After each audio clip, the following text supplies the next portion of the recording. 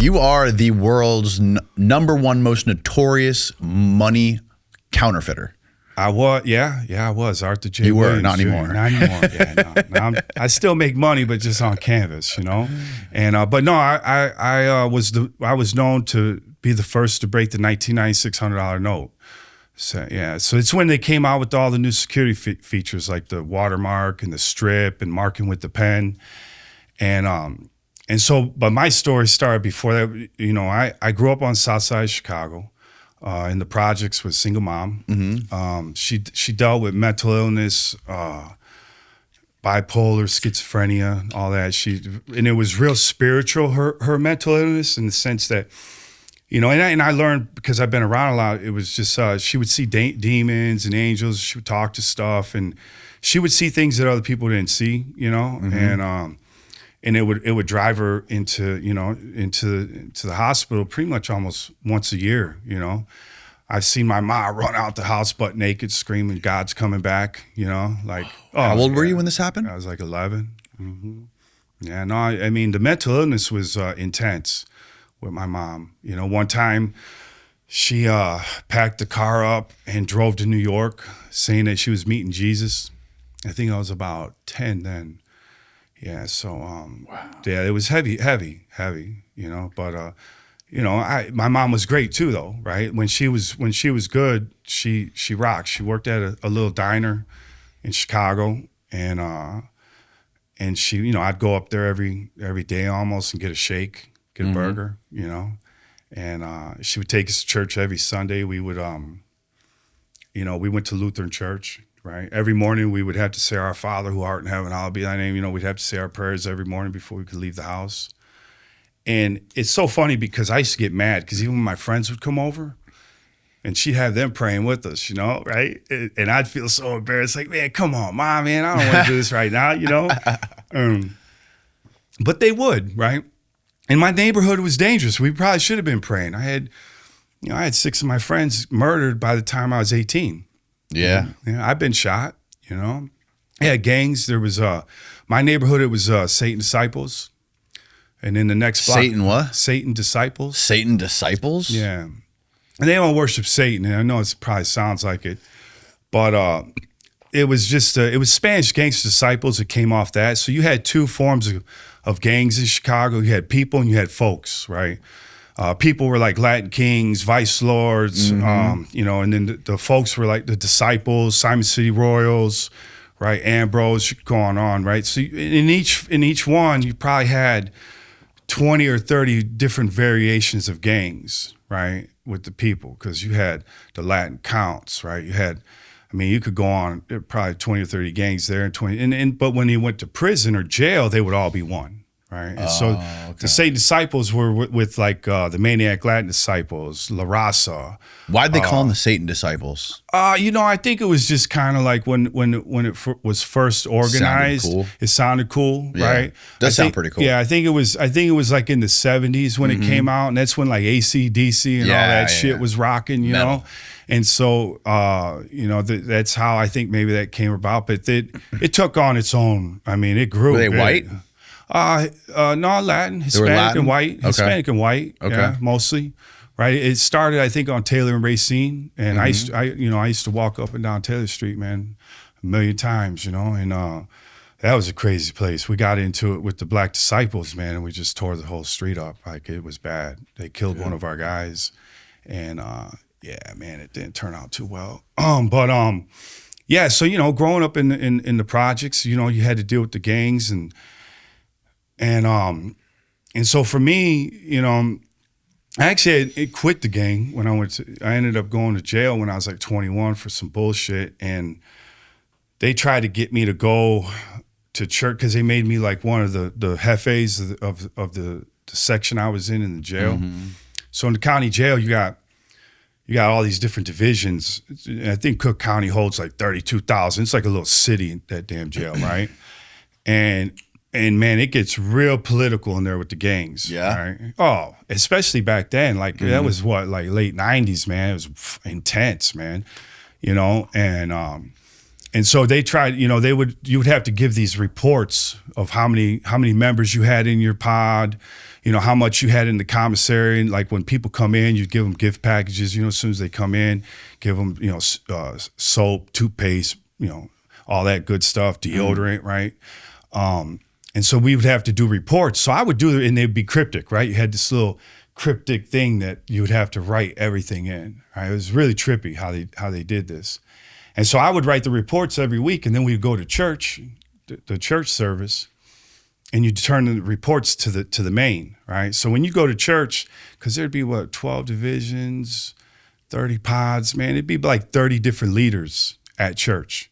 And this shit was crazy because you'd have 30 over here, and then 30 over here from the people, 30 over here from the folks, and then you'd have the priest giving the sermon. It was the craziest thing I had ever seen. Wild. Oh, well, that's how I ended up quitting because they wanted me to keep going, right? I would be the one doing the reports, and I started feeling guilty about it. Like I wasn't feeling right, especially given how my mom took. I went to church a lot, prayed a lot, and even though I was a rough kid, I still had a certain morality in me because of that, I believe, and still do to this day. I really do check myself whenever I feel that I'm getting off track on something. Even when I was counterfeiting, I would help people. But my point being is it was making me feel guilty, right? Going down to church, turning in these reports, and then being a part of this gang meeting at church while he's preaching. And it was weird because he would preach through the whole thing. The guards wouldn't come and break it up, which you would think they would, right? But all the guards were paid off, and they were part of the gang too, And so like the third time, the guy that I was sending with the report, he came back. He said, "Hey man, they said you got to be there next week." I'm like, "I got to be there." I'm like, "Nah, man, I can't do that, man." And I sent him again. He comes back that time. He said, "Hey, if you don't come next week, they're gonna take this position from you, and they're gonna have a problem with you." And I still couldn't go. Right. The following week came, I didn't go. He came back. They wanted to give me 6 matches as a violation. Right, a match back then, that was a violation. You remember the old wooden matches? Yeah. Yeah, they'd light the match and let it burn while 3 dudes are just pounding on you. Oh, 3 matches could kill you. They wanted to give me 6. They were so pissed that I told them I wasn't because that's how long they would hold them on you. That people beating you for that long. They just so if they gave you a match was the usual typical violation. 2 matches, you really did some shit.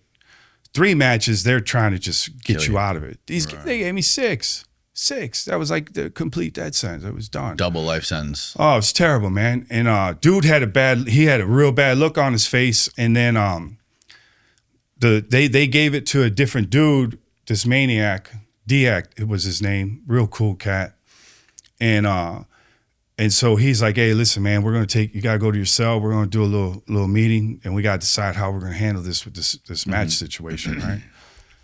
And just like 3 days before that, man, the GDs gave a dude a match violation and it killed him. Right? So that's just literally 3 days before this. How many people die?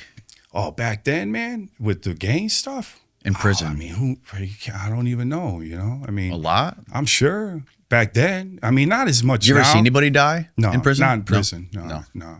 I seen someone get stabbed. That's not a good look, right? But no, yeah. So anyway, they did their little thing. They, I went to my cell. They told me to go to the cell. I literally got on my knees. I said, "Man, if this is the way I gotta go, then just let it be quick. Let this just happen right away. Let me get the hell out of here. And they came, got me, and they said, "Man, we all talked about it, and we like you too much. You can't do this." Because I was good. I had a good time with them actually. Yeah. Most of them. I was in there for probably 5 months. So we had anyway. So they gave me 1 match and let me pick the dudes and swore the room to secrecy. It was crazy, and I wasn't allowed to leave the dorm because then they would know I wasn't all beat up and shit. And so I had to stay in the dorm. I was like on dorm lockdown, and but it was cool. That was how I quit. I was done. Right. But growing up in the projects, the gangs were intense. And your dad left your life early, right? Yeah. He took off when I was, he the first time he took off was when I was like 9. Came back and got us, kidnapped us, took us to Oregon. And then for some reason, unbeknownst to me, about a year later, he took us back to my mom, but my mom was homeless. She was living in a Salvation Army shelter.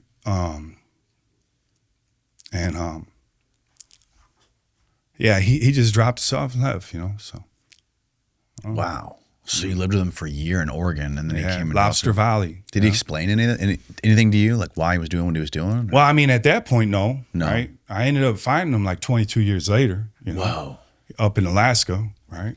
What was it like? Did it affect you consciously at the time when he like came and dropped you back off and then left again? Did you think about it a lot at that age? Do you think it had like a residual effect on you? Did you have any feelings towards him, like anger? Oh yeah, I mean a lot of feelings, right? I mean he just abandoned us, And, I didn't at that time. Well, I mean I didn't know what we were going to go through, right? We ended up going into the from the Salvation Army. We ended up in the projects on the south side, right? And I'm just a little boy. Yeah, I was 84. I never forget because it was the year the Bears won the Super Bowl. Right? No way. Yeah, the year the Bears won. So it was like it was like right after they won it, the charity van from the Salvation Army, they dropped us off at the projects, and it was like snowing and cold. Going to an empty project apartment with nothing. We were like sleeping on crates with mattresses for probably 3 to 6 months. I don't even know how long, right? Yeah, that was the tough time. As those were tough moments, man. And I'm sure you remember a lot of every bit of that. Yeah, I remember it all. And I thought I was Bruce Lee. I did. I swear, because I wouldn't go outside at first because I was nervous. It just looked so dark out there. Yeah. Right? Plus, that's in the wintertime. So Chicago, it's dark and cloudy all the time anyway. So it's just gloomy. And then you're in this dirty brick project, Right. And I used to like to, I was always into Jeet Kune Do and martial arts and working out, and I used to love taking like a broomstick and using it like a staff. Yep. And so I remember I would sit upstairs, looking out and just kind of playing with my stick, imagining me just being able to get through the shit, And I even ran away. I didn't want to be there in the Sears Tower. It just looked so cool to me, And so I ended up running away to the Sears Tower with my little brother. Yeah, that was the first thing I did that was just like, I'm going to be free, right? Whoa. And we ended up falling asleep in the lobby, and the cops were called, and they took us back to the projects. And I remember when they brought us back, I knew that we weren't leaving. Mm-hmm. Like, this is it. And I remember telling the cops, man, I don't want to live here. I don't want to live here, And he said, man, this is just where you're going to have to be, Mm.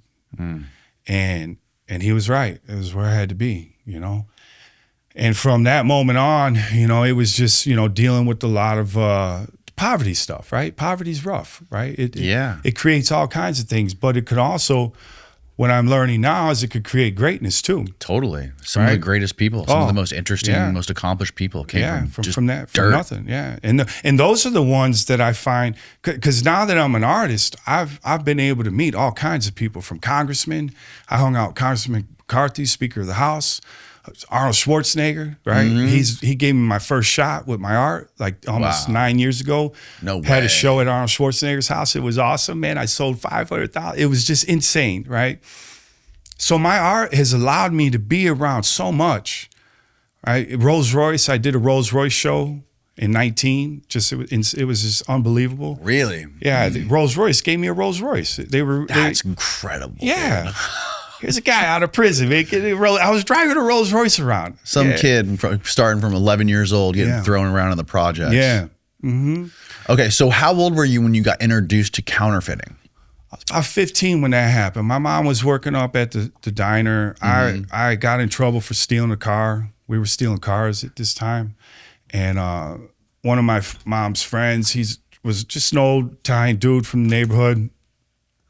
She couldn't leave work, so he came up to the police station, signed me out, brought me around, and he signed me out of the he signed me out of jail, and we were walking back to the restaurant where my mom was at, and he was just giving me this, like, because I was a roofie and I had already been in some shit at that point. You know, Yeah. I've been in juvie hall a couple times, 1100 South Hamilton. I visited that place many times, you know, and so I was at that point going down a road of just like, it was not going to be good, you know, gang banging, you know, just doing a lot of dumb shit, man. And so he told me when we were walking back, he's like, listen, you know, you're a smart kid. And I've heard that a lot of times throughout my life. You're a smart kid, but just do dumb shit, right? And he says, you know, I need some help. He said, if you can calm down, you know, I hate seeing your mom all uptight about you. And so he brought me in, you know, and he was an old printer, but he printed the old way. And it was the old 100 with the little face. Right, so it was. You remember the little? Do you even remember the little face hundreds? It's been so long. So 85. Pull up an image. What year? 85. 85. Just look at the 8500. Pull up the 85 right? hundo. Yeah. So he printed those. Right. This how long we're talking. Yeah. I mean, it was like. I mean, that was like. So that would have been like 89, right? They didn't come out with the new note till 96. There you go. This guy? You remember these? No. You don't remember them? Hell no. Oh damn! I feel old now. I mean, I'm sure I've seen them. Well, I was a little kid when those were around anyway, right? Well, they changed them in 96. So this note here, this is what he printed, right? These. You know? Do you still ever see any of these floating around? No, Never. No. Those are gone. Yeah. So Pretty soon there would be no money. But anyway, what happens when they come out with a new bill? They slowly take these out of. And how do they do that? Through the banks, right? So hundreds. There's a reason why there's serial numbers on the money. Yeah. Right. Actually, the way that the paper currency worked was pretty fascinating. How they would move it, right? So there's different reserves, 12 Federal Reserves, right? And how they used to do it is if there was a shortage of cash in one of those sectors, right? They would pull from another Federal Reserve that had a little surplus and ship it to this Federal Reserve. Now, how they would do that is when you say you go to McDonald's and you pay for your food with a $100 bill, right? When McDonald's is going to do the drop right at their bank, right? Their bank is going to run that through a counter machine, right? Once it comes out of the counter machine, all hundreds, and I think for sure it's hundreds, and it might be 50s, they put them in a different stack, right? Now this stack will eventually go back to the Federal Reserve that's in that sector, right? And then when it gets to the Federal Reserve, then it goes through a different point system. So I would get my money in the when nobody knew what I was doing. So I was the first, literally, I was the first that broke the 9600. So when this thing... What do you mean when you say broke the 9600? All security features, right? You hacked it, basically. I hacked it, yeah. Right. Yeah. So when it was time to replace this, they came with the new bill, and it was to get rid of all the counterfeiters. And the new bill had a big face. Find the 96-100. Yeah, it had a watermark in it. There you go. Boom, right? So this color shifting ink, security thread. The security thread would glow red, right? So like if you go to like a strip club or whatever, and the UV lights are everywhere, and the UV would glow red, right? I think a 50 was green, a 20 or 50 was blue. Anyway, so I was the one who broke all these. I broke. I even at one time. And the money evolved always. It always got a little better, right? I'd figure something else out. And like one time I was using a certain glue, and I gave some money to my boy, one of my friends, Tommy. He goes down to Jamaica with it, and the money falls apart on him while he was spending it down there. No. Man. He said he was going to Jamaica, and I said, here, take 10. Yeah. He's like, bro, this is great, thank you. He goes down there, him and my boy Scotty. They rent a big bus. They go over to the club. They fill it up with girls. They're buying liquor. They're having a great time. After like the second day, one of the girls comes to his hotel and says, hey, you know that money that you gave us? It's starting to fall apart. I said, he goes, what? He's like, yeah, it's starting to fall apart. We don't really understand why. So he runs back. Must be the climate. He runs back and tells Scotty, we gotta leave now. We gotta get off Jamaica right now, because they were spending it at places that probably weren't too nice about finding out that it was fake money. Yeah, right? Jamaica. Yeah, Jamaica. No, you don't want to get shit. They were partying. They were having fun. So let's use the imagination on that. So they ended up getting off. So when he came back, I'm like, wait, that's terrible, right? So then I go back into the lab and I started testing different sprays, right? Different adhesives. So the money always got better. And I actually, the adhesive I found, it was so strong, I could wash my money. Damn. Right? You go put that shit in the washer and it'll come out good, right? So that's what would happen. By making the money and using it, the world was my testing ground, right? Like for a certain thing, like in the gas stations, the Arabs, they like to feel. Right, so they'll know right away if they got that touch. They got a touch, man, and that's who I used to tap to see how good the feel was. I would purposely go, yeah, for sure, purposely go. Wow, and do a test drive with the Arabs. Oh, for sure, they were the best. That's incredible. They were the best. Yeah, if I needed to know, because the thing is I was a cautious cat. You know, I didn't go out like, this is what I'm doing, you know, and then I'm a perfectionist. I want it to be right, you know. I mean, my bill eventually was called the hybrid, right? It was because I combined the old technology and the new technology. So when I was being mentored by the old time, I turned him to Vinci because he would tell me crazy stories about Da Vinci. Yeah, I was going to ask you to walk me through that, like the first time he introduced you to this stuff. Yeah, so I was an apprentice, right? I didn't even get to use the press. I got to move ink buckets and paper and shit like that, and just help him because he was old, and so he trusted me because my mom. And where was he doing all this? It was in an old warehouse, just in Chicago. And you were a young kid. He brought you there. He's just like, yo, come check this out. It was awesome. You want an internship? I loved it. Man. And I watched, right? I mean, that's been one of my superpowers, man. If I see something, I know it. That's how I turned into an artist. That's how much money was this guy printing? Oh, a lot. Yeah, he was getting down. I mean, that's what he was doing. And in my neighborhood, Bridgeport, which is a South Side borough, right. It's called the Low End. It's right by White Sox Park. I'm a White Sox fan. Yeah. And so you got Chinatown, which is from 22nd to like 26th, and then you got the Bridgeport 26 crew. So if you ever look up like Chicago outfit, there were three like main places. You had Taylor Street, you had Ogden, and then you had 26th Street, right? Ogden, they were more like the real upper class cats, mafia guys, and then Taylor Street was more like the bookies and the loan sharks and stuff. And then 26th Street, where I was from, they were the killers. Oh, they were the ones that they went to when they wanted someone taken care of, right? And that's the neighborhood I grew up with. That was the cats I grew up with. Right. Eventually. I love my neighborhood. I mean, I'm going right. Yeah, it's still So you meet with this Da Vinci guy, this Italian dude named Da Vinci, right? Yeah. So I spent some time with him. He ended up How old was he? He was probably like 60, 62. In his 60s, and he brings you to his warehouse where he has this massive operation printing money. Yeah. And what was what was your initial reaction? Did you ask him any questions, like who he was doing it for or anything like that? Oh, what were you doing for him? My first thing was just that it was money, right? This is money, you're printing money. Like it was an excitement because I was so poor, right? And now I'm seeing a guy that's literally printing money that could change my life, right? It was a shock, right? But more important, I think mainly it was just excitement, just being really excited that I'm going to learn how to create something that I'll be able to take care of my mom. And I started thinking about all the shit I could buy. Like, you're a kid, right? So you're thinking about all these different things. And with him, what I loved about him is he brought me in to help him, but not help him, right? Like he would never let me go near the press, right? I could watch him burn the plates.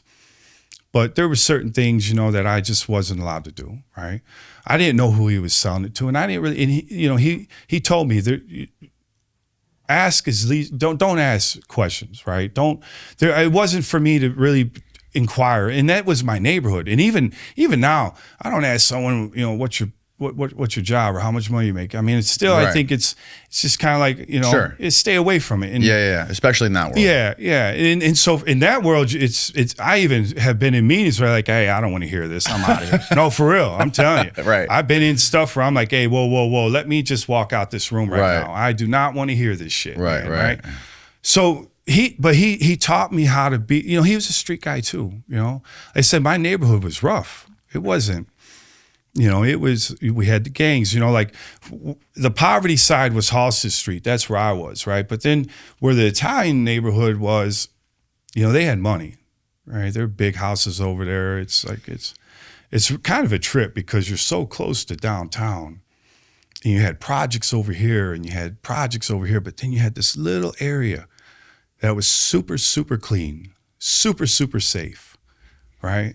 Like the Italians kept it like in a way that, you know, it felt very cozy. That's the only way I could really explain my neighborhood, man. You know? So what happened to this guy, Da Vinci? Well, he ended up disappearing after about a year.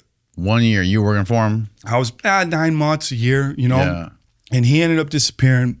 Just one day stopped showing up. Just gone. Didn't show up to the diner. Didn't show up to nowhere. What do you think happened to him? I mean, he could have took off. He could have got killed. I mean, you know, the thing about my neighborhood too is people found in trunks and, you know, mob hits and, you know, I mean, it was a part of reality, right? You know, I mean, in dealing with that type of money, right? You know, who knows? Who knows what happened? You know, I mean, and it was painful for me because, you know, my dad left and so I already had, you know, issues with older men, right? Because it was like, it just felt like it was always being abandoned, maybe, you know? I got some real good older men in my life now. I love them. Kevin Murphy, unbelievable, man. I mean, I got some great people in my life now, man. Unbelievable mentors. But there was a time where I wouldn't let no one get near me. Right? Emotionally, right? Like, I was locked down. I was locked down like solitaire. You know what I mean? Like I wasn't, you know. And I went back to the streets after he left. You went back to the streets. I started going back into the gang shit and the dumb shit. You didn't try to like take that money forging process, try to replicate it? Well, I didn't have the knowledge. Right. Like I didn't really know what the and even when I first did try, I turned the shit purple. Like, but that was down the road, right? Like I still, it took me a minute to figure it out, right? So even though that I was able to spend some time with him and see what I took from him mostly was the offset press, right? I knew when I revisited Breaking the 9600, I knew that it couldn't just be done with printers, inkjet printers. When I started to do it, inkjet was just coming out. Lasers were just coming out. Photoshop was like Photoshop 3.0, right? Yeah. Like, we're talking about way back, right? Right. I remember that Photoshop. Yeah, it was a long time ago. And so they were good.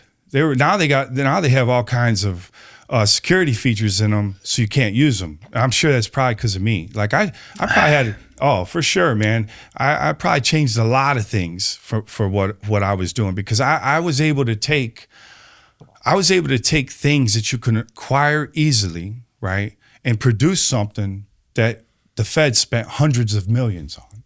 I've always had a problem with keeping my firearm within reach and safe around the kids. Keeping it in the closet is just too far away. I remember finding my parents' firearms when I was a kid, and I don't want that happening to my kids. And that's what Stopbox USA has solved with their Stopbox Pro. Their customizable 5-button opening pattern is super easy to handle and open, and my favorite part is not having to fumble around with a keypad or a combination in the dead of night. And what a relief that it doesn't operate with a battery. It stays under my pillow or mattress for fast access, and the best part is, I love that it's safe around the kids. I never have to choose between security and readiness again. I love how well made it is, and when I travel, it slips right into the bag. No need for a bulky Pelican case. This is the best solution I have found, and I'm really happy to have Stopbox USA sponsor the show. Stopbox is made in the USA and tariff-free. Stopbox is also TSA compliant, so you don't need to carry a separate case. They also have a wall mount version and one that's easy access for your car or truck. No longer do you have to trade safety for speed and readiness. For a limited time, our listeners get 10% off at Stopbox when you use the code Danny at checkout. Head on over to stopboxusa.com and use the code DANNY for 10% off your entire order. After you purchase, they're going to ask where you heard about them, and please help support the show by telling them we sent you. Every year around this time, everyone talks a big game. New year, new me. But the reality is we all know nothing ever changes until you start. We all have great ideas. And if you have that one that people around you have been telling you to launch, now is the time to do it. We launched the Danny Jones merch store about a year ago, and it is powered by Shopify. Because Shopify gives you everything you need to sell online or in person without overcomplicating your life. Millions of entrepreneurs have already made the jump. Big brands, small businesses, and people launching their very first business. Shopify makes it stupid simple. You can pick from hundreds of beautiful templates and customize them to look exactly how you want. Their built-in AI tools even help you write product descriptions and headlines and clean up your product photos. Marketing, handled. Email campaigns, social posts, all built right into Shopify so you can reach people wherever they're scrolling. And the best part is, as you grow, Shopify grows with you. More orders, bigger audiences, new markets, you manage everything from one clean and simple dashboard. Don't let next month hit and you're still procrastinating. Launch your idea today. In 2026, stop waiting and start selling with Shopify. Sign up for your $1 per month trial and start selling today at shopify.com/Danny Jones. That's shopify.com/DANNYJONES. Shopify.com/Danny Jones. Hear your first this year with Shopify by your side.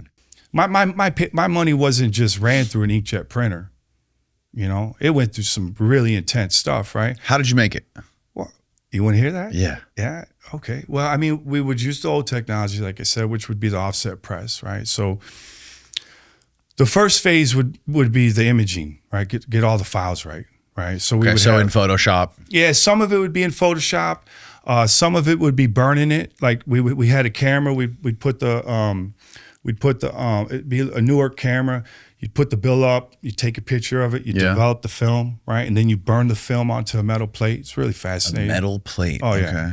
Yeah. You know, you could red it out. You got this little red tape. You put on the numbers, get rid of all the How do you burn the image onto a metal plate? Well, it's like a light burner, right? So you'll have your negative, and then you'll have your metal plate, and the light burns through the negative, and it burns it onto the plate.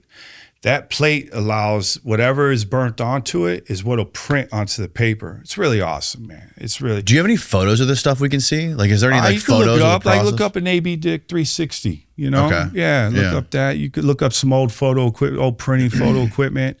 Newark used to have, so you can't even get stuff now, right? It's all scrapped. It's all dead. Yeah. You know, I'm like, man, if digital goes out, we're screwed. No one will have anything to print with. The paper is super unique. How did you duplicate the paper? Look at that. I love that machine. I make love to that machine. Oh boy, the sound of it. Wow, how much was that thing? Oh, that thing weighs 700 pounds. I made a piece of art out of one, man. How much did it cost? Oh, well, back then, I mean, these were one color. So what was really cool with the way I made my money is they never could have imagined that I would use a one color to print money, right? And usually the old counterfeiters, when they would print, they would try to run the bill all the way through. And what I mean by that is all the colors on it, right? So you would need like a 2-color, right? Or a 4-color Heidi, right? Heidelberg, right? To get your border, your face, your numbers, your seals, right? Your back. Your back is usually one color with shades, right?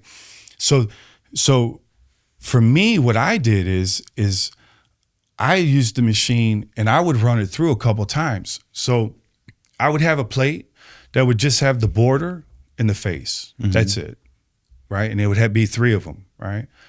And the first thing I would do is I would color the money, right? So the background of money is a real like a light cream green, I would call it. Yeah. It's very, very, very, and it changes in different colors.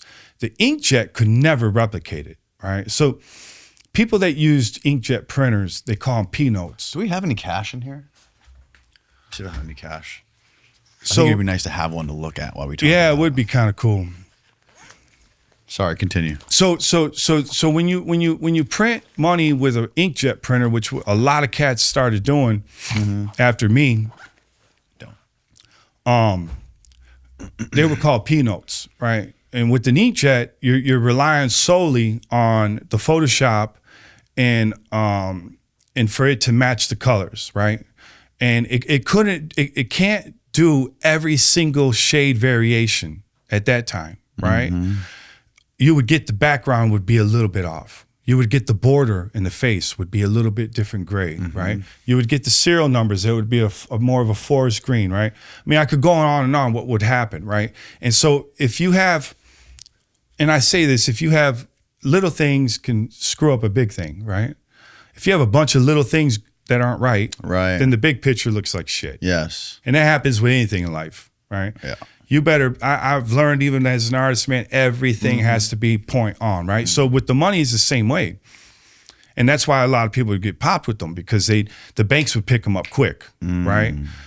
As soon as it would come through, the banks would stop it. Secret Service come in, watch the cameras, bam, they got you, right? So they were able to kill it pretty quickly.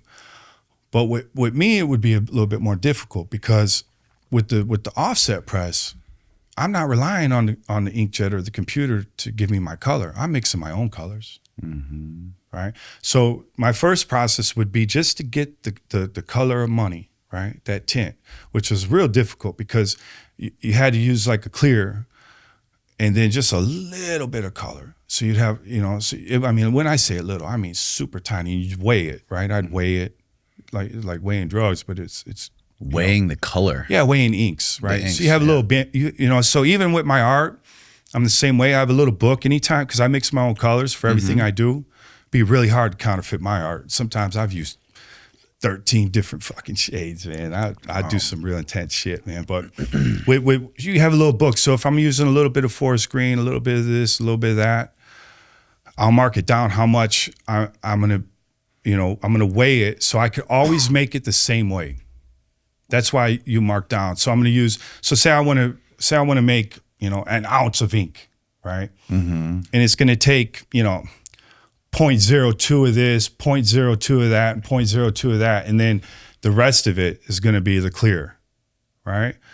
I want to be able to do that every single time. I need to have it to be perfect recipe every time, right? Yeah. And so I would have these different colors wrote down, right? That was how I would figure that out. Wow. And so I could always go back to it. And so if I ever had to get rid of the equipment, which I've done many times, the one thing that I always kept was my recipe. Your recipe book. Right? I had to, right? And that would be the thing that could have really, screwed me, which they never got, but.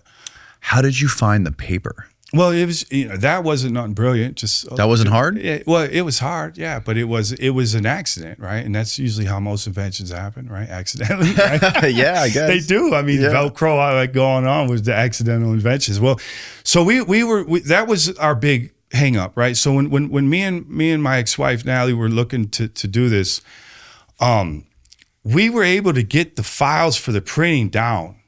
Right. And that way we're going to use the old offset technology to do the color of the money, the border in the face. Right. But then we would use the inkjet for the numbers and the seals. Right. And that little 100 on the bottom. So I would combine the two because we could change the serial numbers with the inkjet. Whereas with the press, it was a pain in the ass. You could only do 3 at a time. And then you have to change the plate every time. It's just a real mess. Right. So for that, though, and I was told I was the first one to ever change all the serial numbers, right? Really? So I got to the point where I was changing every single serial number. That had never been done before, man. Wow. Yeah, I mean, I was a scientist with that shit, man. I mean, I wanted even the shift in color. It was the Walter White of printing money. Oh yeah, I loved it, man. It was great, But it for me, it was more of the, even like how I just felt recently finishing this mural I told you about that I'm down here for in Fort Lauderdale. It's 30 feet by 22 feet. I've never painted anything this big, hand painted it, right? And I remember walking up to it when I came down, and I'm like, man, can you really do this? Like, do you really think that you can do what you're about to do, right? And I started to wonder, because I had never done it, you know. Where was I going to start? How was I going to do this? How was I going to mix colors? How was I going to do the blending?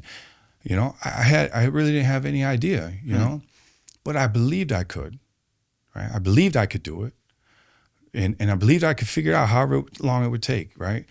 And when I was finished with it, which I just finished with it on Friday, it got me emotional, thinking like, wow, man, you figured it out, right? Same thing with the money, right? Keep trying, and that's what we did. We literally ordered paper from everywhere, like. And back then you had the yellow pages. Remember the yellow pages? Yeah. Little walking finger. Of course. Right? There was no internet back then. I mean, they had the internet, but it was mostly in like the colleges and the libraries and stuff like that. People didn't have it at their house yet, you know? And so, and I did use the internet for some stuff. That's how I learned how to layer the money, right? So, like I said, most counterfeiters would try to print the whole part of the bill at one time. Right. Right. I went to the Treasury Department website, which was online, .org, gov, whatever, right? And they literally showed you in videos how they printed it. First, we printed this, then we print this, then we print that. And I said, hey, wait a minute. I could do the same thing. I'll just print each thing by itself, make sure I get that perfect. That way I ain't trying to get the whole bill perfect, because trying to get the whole bill perfect wasn't working. Little bits would come out different. Yeah. This would be a little darker. That'd be a little. I couldn't get those, so I said, "Let me do it like them." And so I just broke each piece down, and would get the registration perfect and run it. It took a little longer, and then each bill would have its own. You'd do an inkjet printer for the serial number, serial numbers, and the seals. That little seals. The seals. Yeah, the seals, the serial numbers, seals, and that little 100. This little 100, I would end up spraying over with the House of Color shifting ink, right? I got that from walking through a parking lot, seeing a car, the color shifted, right? And then I come to find out, when I went to go look into the company, they were the same one that made the ink for the Reserve, right? It was crazy. You're talking about like the chameleon looking color cars? Yeah. House of Color was the one who came out with that. So you called the company that was painting the cars as chameleon color, and you said, let me get some paint. Yeah, I got it. It is crazy. And I figured out how to use it on, how to get it on the paper. I'm not going to say how, but I figured out how to get it on there. It was awesome. Why can't you say how? That'd be illegal? I don't want someone else to try. Oh, okay. Yeah. There's a lot of things I left out, you know? Oh, okay. Like even when there's a book about me, The Last Counterfeiter. And there's, because I've heard of people reading my book. Is that your book or someone else wrote it? Someone else wrote it, Jason Kirsten. It's called Last Counterfeiter. It's really cool, good book. And even in there, there's a lot left out. And I'm glad I did, because I've learned of other people reading that book and then trying to copy it, right? Copy the recipe that they saw in there, and it didn't work for them. And there was a reason it didn't. Well, we had a dude on the podcast like 4 years ago. This was before you, Steve, that he was inspired by you. And he was a huge counterfeiter. He literally said, like, Art Williams, I read his book, and that got me into counterfeiting. That's what I'm saying, you know, but I left stuff out, right? Yeah. I left stuff out, a lot of stuff, right? Yeah. And it would almost been impossible for anyone to replicate printing with an offset, right? Because there's not too much equipment left of that. It's really hard to get, you know, and so anyway, you know, it's so what happens? We order all this paper. We're ordering paper from everywhere. Just trying to test it. Just trying to test it. Hold that thought. I'm gonna go. I have a $100 bill out there. I'm gonna go grab it real quick. Well, let's check it out, bro. I never paid this one. I never looked this close at a bill before. There is so much shit on here. Well, here's what's fascinating. So this bill, this is the new one. This is the one even newer than the one I cracked. Okay? What year did this one come out? This came out in 2013. Well, I think it was 2013. 2013. It was the year I got out. So here, a funny story about this bill. So I'm getting released in 2013. And I collect old money. Okay, I got money books that get sent to me. I got one of the dopest paper money collections, silver coins, gold coins. I got a badass collection of World War II money. I mean, I collect Roman. I got some Roman coins. So I'm a money guy, man. Yeah. I really love money, you know? So when I was reading, and I think in Forbes, I was in prison and they were creating a new bill, right? And they were talking about this new technology called visual physics, right? So me, like I am, right? I start just going crazy trying to figure out what this visual physics is. Mm-hmm. And this is what it is. This purple strip down the middle, that's visual physics. So this bill was supposed to come out before 2013. Mm-hmm. But they were having issues with putting this into the paper, mm-hmm. embedding the purple strip. Because what happens is if it gets folded right here, it starts to break. Starts to break. So it was a defect. So they weren't going to release this, right? They weren't going to release this bill because of that, right? So usually in the old currency, I could do something like that, and these will come out, right? If you crumple it up, the creases won't stay, right? Mm-hmm. You'll see them, but they'll loosen up, right? Right. This will never come out. This break right here, mm-hmm. it'll always be there from now on, right? And then it starts to fall apart and they break in half. So there was a big thing about them not releasing this because they dumped a bunch of money into making this bill, right? So how could they not release it, mm-hmm. right? They're kind of like in that place, right? The funny thing is, as I later down the road, I found out that the reason this was created was to stop what I had started, which was taking two pieces of paper and binding them together, right? So we go back to how I found the paper, right? So here we are ordering this paper, going crazy, right? We're marking everything, nothing's working.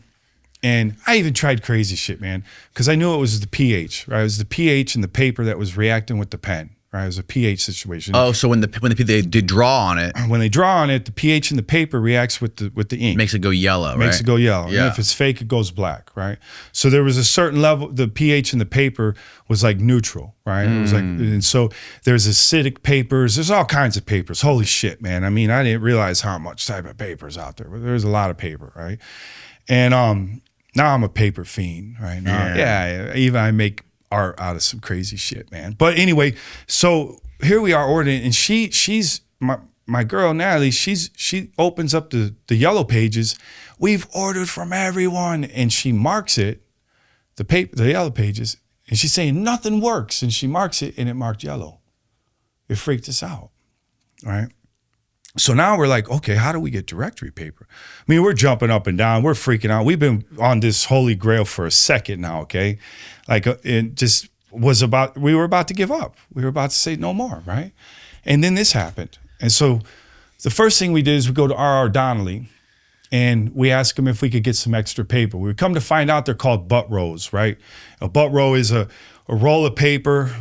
It comes to the printer at it's tons, like a ton of paper on this big roll, and they run it through these web machines, the web presses they call them. It's what they print newspapers and stuff like that on.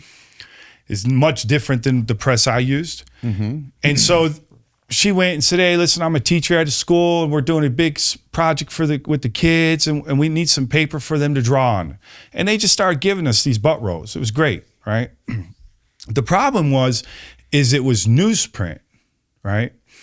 And newsprint was a little thicker than directory paper, right? And that thickness, when you put them together, because I'm like, okay, let's put them together because I wanted to do the watermark and the strip, right? So when we found out that the directory paper printed, I pulled the sheet out, right? I think there were some blank ones in the back of the book, right? And I cut them out real nice. And so I had just a couple, right? And I'm like, wow, this stuff is thin. I bet you we could put something in between it, which was the watermark in the strip, right? I said, man, if this paper is so thin, we could make the watermarks and make the strips, lay them down, and then put another, so we would make fronts and backs, watermarks and strips, right? And then we would just press them together, right? So it would have the front and the back with a piece in the middle? Yeah.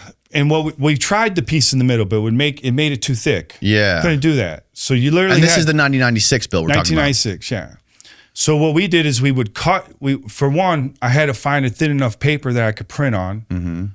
That if you put it in between two pieces of paper, it wouldn't lump up. It was real difficult, really, really difficult to find that paper. I ended up finding it. And then we had to put it on carrier papers because you couldn't run it through a printer or a press because it would tear it up because it was so thin. So we would take 8.5 by 11 sheets of, like copy paper, and then we would cut all our paper a 1/2 inch smaller, so it would fit right in the middle of the carrier paper. I ended up calling it, right? And we would tape it, and then we would run it through, and then it would print, right? Then we would cut those out. We'd sit there. My money was handmade, so everyone's like, "Oh, you must print millions." Yeah, I printed a lot. I printed a lot over it because I had a long run. Right? How much total? I mean, I don't know, man. It could be 10 million, 50 million. I mean, I probably burned 3 million. Because if it didn't come out right, I'd burn it, right?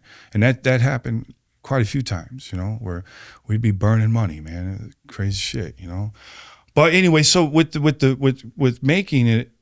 We would cut these watermarks out. So you'd have them printed 5 across, I think 7 down. So you'd have 30, right? Cut them out pretty quick. And then I would have a light table with light. I'd have plexiglass with lights underneath it. And I would throw a drop cloth plastic like you use when you paint. And we would have the money, there would be 1, 2, 3, right? 3 fronts on a sheet of paper. And then we'd have 3 backs on a sheet of paper, right? And we would have little marking lines on each to where when this was laying down on the plastic, there would be 3 of them too, right? I would spray, and then she'd be there and she'd hand me the watermarks and the strips, and I'd lay them, boom, boom, boom. I'd always put super glue on my fingers, right? Man, my fingertips, man, are tore to shit, right? Because I would super glue them all the time. I always had super glue on my fingers that would kill the fingerprints, Oh, really? Oh, yeah. Super glue's the best. But You did that to destroy your fingerprints? Yeah. Well, to make it, to where they were covered, super glue would go in there and it messed up the print, so they couldn't get a print off the bill, because that's one of the ways that they would get you. What gave you that idea? Well, I read that it was one of the ways that they got okay. you. And I was like, man, we got to figure this out. And you couldn't wear gloves because the gloves would get all tore up. You do it like Men in Black, where they just sear your fingerprints off? Well, I'd really love that one, man. You know what I'm saying? But I figured out how to do it, though. That's all I needed, man, And so, I'm like I said, man, I'm a thinker, man, where I'm always trying to figure something out. Yeah. That's what gives me, even like being an artist, that's what gives me joy, man. I was just talking about the other day that I'm always doing something different, So you would have this down, we would spray it with the glue, and then I would lay the watermarks down and then lay the strip. Then I would grab the backs and those little markers I'd have, as long as I lined them up perfect, I could just lay it down, boom, right? And then go to the next one, and to the next one, to the next one. Once all those were done, I'd peel them up, and we would have another stack of copy paper, and we would take the printed paper that has the strips and the watermarks, and we would lay it down on the white paper, and then put another piece of white paper over it, and that's how we'd stack them. You had to do that because they'd stick together because of glue, so you had to have a separator, right? Yeah. Then we would put them in a metal press, right? Like really press them down, metal plates that we put in. And then let it dry for like 2 or 3 days, Crack the press, and man, this was one of my favorite parts, actually, right? Because when you would peel that white paper off, you could just see that they were just really tight, from being pressed for all that time. And we would peel them off, and then we would cut them out, right? Each one we would cut out. And then I built like a clothesline hanger. I call it a money hanger, right? It was just a big U with metal lines through it that were far enough to put a bill on, right?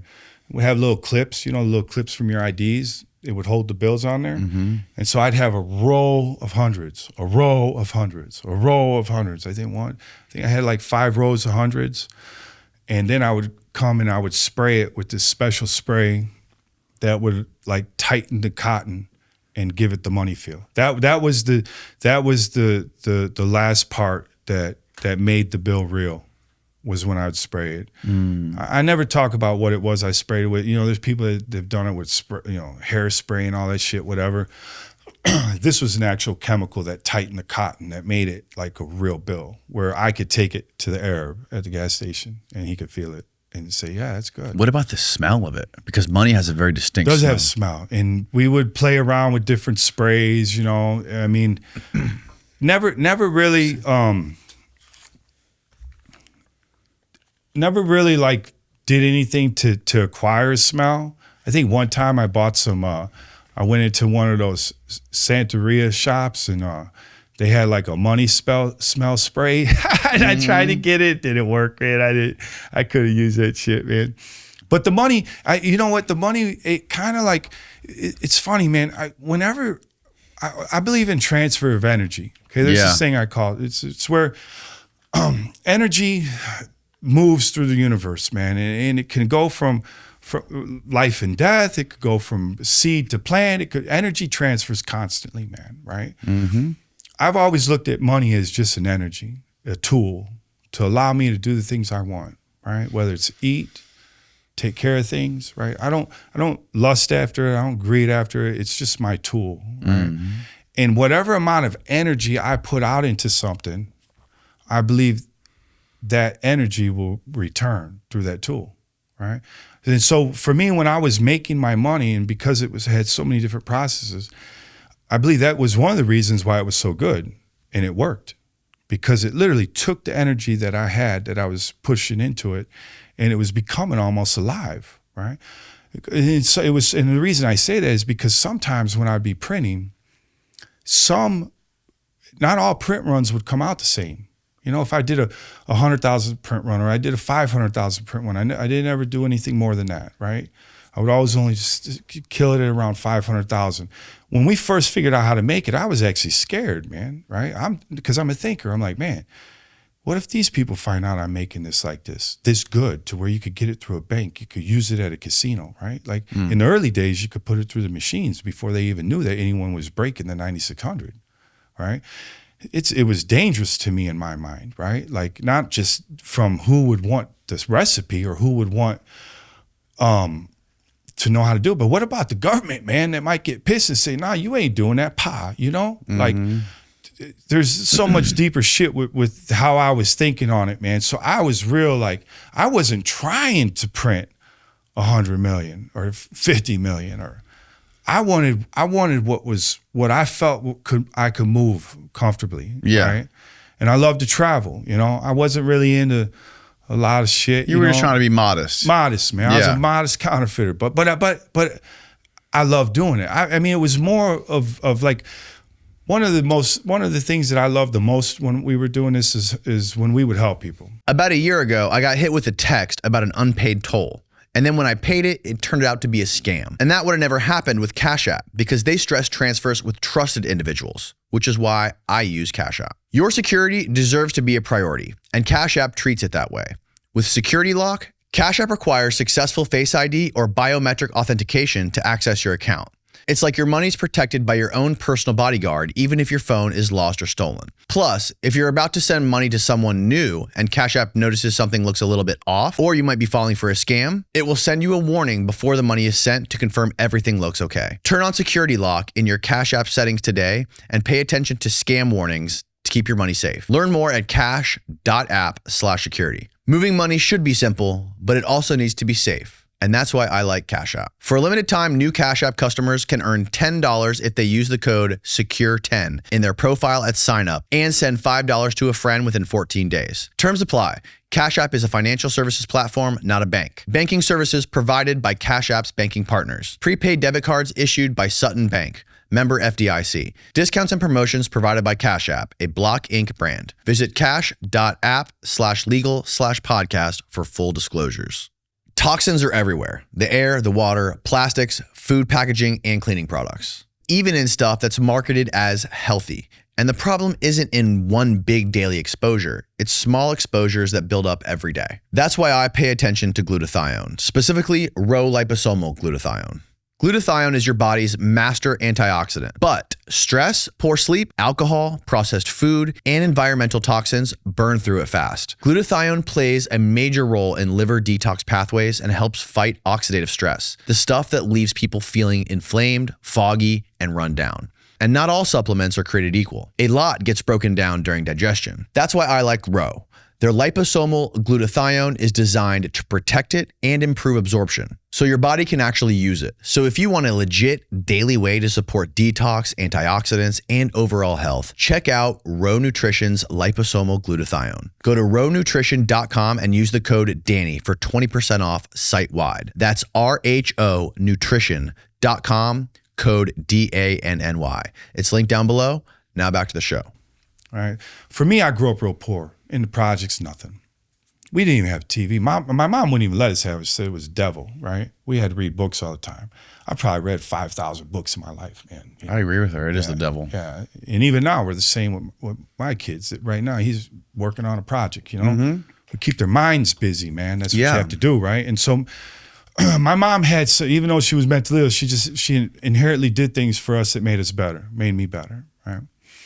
And so with the money, it's like when we would take it off, and I'm gonna go back to the hanging, right? Yeah. When we would take it off and we would let it just kind of, I called it the crackle, right? Because when we would spray it, it would start moving, it would come alive. That's where I was going with this whole thing. That's when I knew the money was ready. When I would see it, like, and it would make a noise, man. It had like a little crackle sound from the paper, man, when it would move. It was just so, yeah, man, I wish I could still hear it without going to jail, you know, right? But it was energy, man, you know? And we would take that down. And at first, like I said, I was super paranoid, like, damn, I don't want to show this shit to no one, right? I don't want no one. 'Cause I grew up in the streets. I've seen people get killed. I mean, I've had friends murdered, man. You know, one of my boys, Mike Titeman, man, broke into a car, found something he shouldn't have found. He's gone, okay? This shit happened in my neighborhood. That shit was real, you know? My friend Peter Frigo, man, got shot in the head. One shot, you heard, boom, he's gone, right? Brain out the side. That's real. That happened. Even my gallery, that when I became an artist, through the whole Arnold Schwarzenegger thing I told you about, I went back and opened up a gallery in my old neighborhood in the rival gang's street, 33rd and Morgan, man. And if you looked up 33rd and Morgan, how many murders were on the corner of 33rd and Morgan? Probably 20. I had a gun pointed at me twice. I'm an artist. I was coming out one night, had my shoes and my shirt off, and the La Rasas pulled up. King Killer pointed a gun right at me. I threw up my shirt and my shoes, said, I'm an artist, man. I'm not a gay, you know? And he started laughing. They took off. Like, Whoa. Oh, it was wild, dude. Wow. So, I mean, you know, Chicago, the South Side is real. It's real. This shit will get you, you know, even if you're not looking. Chirac. It has that ability, yeah, you know. And, you know, and I don't live there now. I mean, I got a gallery there still. It's in Lincoln Park, though, right? So, but I had a gallery on the South Side for years, right? But so with the money, man, you know, when we decided to start spending it, the first thing was just like, okay, let's just kind of hit and miss, see where we're at, you know? And then it got really intense where we old Rand McNally map, you know, and driving to different towns, finding the malls, and she would just run through the malls, cash it out. And before long, what was happening. So explain that. So you'd go buy stuff. Go buy stuff. And get change. So you'd buy, so you'd use $100. What was like the best thing to buy? Like something that was like $5 or $5, $10, $15, right? You don't want to make it too conspicuous, you know, like because it's 100, right? So, and you could only do it, like you could use 100 at one store, right? You wouldn't. Always. Yeah. You know, so, I mean, she got a little frisky with it though. A little frisky. Yeah, with the money, right? She got frisky with the money. She'd spend 2 or 3 sometimes she wanted something, you know? But I was always like, so for me, there was rules to it, right? Don't spend it in your own area. Don't use it for rent, cars, credit cards, gift cards, anything that where you're getting something that you're gonna have to use, right? Because I've heard people say, oh, I've got traveler checks, I I got gift cards. That's how you're gonna get caught. Right? That's how you're gonna get caught. For me, it was always, break the money and use the real money for the real world shit. Right? I wasn't trying to use fake money for everything. Right. I was trying to get my real money, And so when we first started, we did the malls. We pull up into a mall. I'd act like a bored husband, right? Sitting in the mall, why are we doing this again? She would just hit, and I'd watch. I became really good at watching people. Like I could tell things about people. I mean, I always been really good because I grew up on the streets, but this really trained me. Like I could pick out if a couple was arguing. I could see. I mean, I got really good at it, man. Still good at it, right? That's how I sell my art. I could feel it, the person, and she'd just go from store to store to store. In the mall, there might be 100 stores in the mall, right? And she'd probably hit maybe like 80 of them. Right, she wouldn't go back. She might go this one and skip one and go that one. Then she'd hand off the stuff to me. Right, once she had about 3 or 4 bags, she'd come sit down. And then boom, she'd get up and she'd go back. And what was happening is I started getting concerned with having all this shit in the trunk, right, and then having all this change, 20s, 5s, 10s, 1s, I'm like, man, if we get pulled over, they're gonna be like, what the hell are you doing? All right. Like, you got all this shit in the back and you got all this money. So a few factors went into like what we started doing. One of them was at first we were buying everything for us, right? You're buying jeans, t-shirts, hat, whatever. Before long, you just got too much shit, right? I mean, what are you gonna do with 100 pairs of jeans, right? You just get to the point where you're like, man, can I buy myself any more, Then we started buying for like our, maybe we'd go out and we'd buy stuff for our family or stuff, and then that got a little weird because then people started like, for one, they'd be like, how you got so much money? And then they started expecting it. Like, well, you got money, man. What'd you get me this time? Right? Like, man. So it was kind of like you started seeing, anytime you give stuff away for free, it usually don't turn out well. What about like finding people who knew the money was fake? And you could sell them like. Well, that eventually happened, right? Okay. So eventually we progressed there, right? And so that's like when say, shit hey, got, we'll sell you $10,000 in fake money, and we'll charge you $5,000.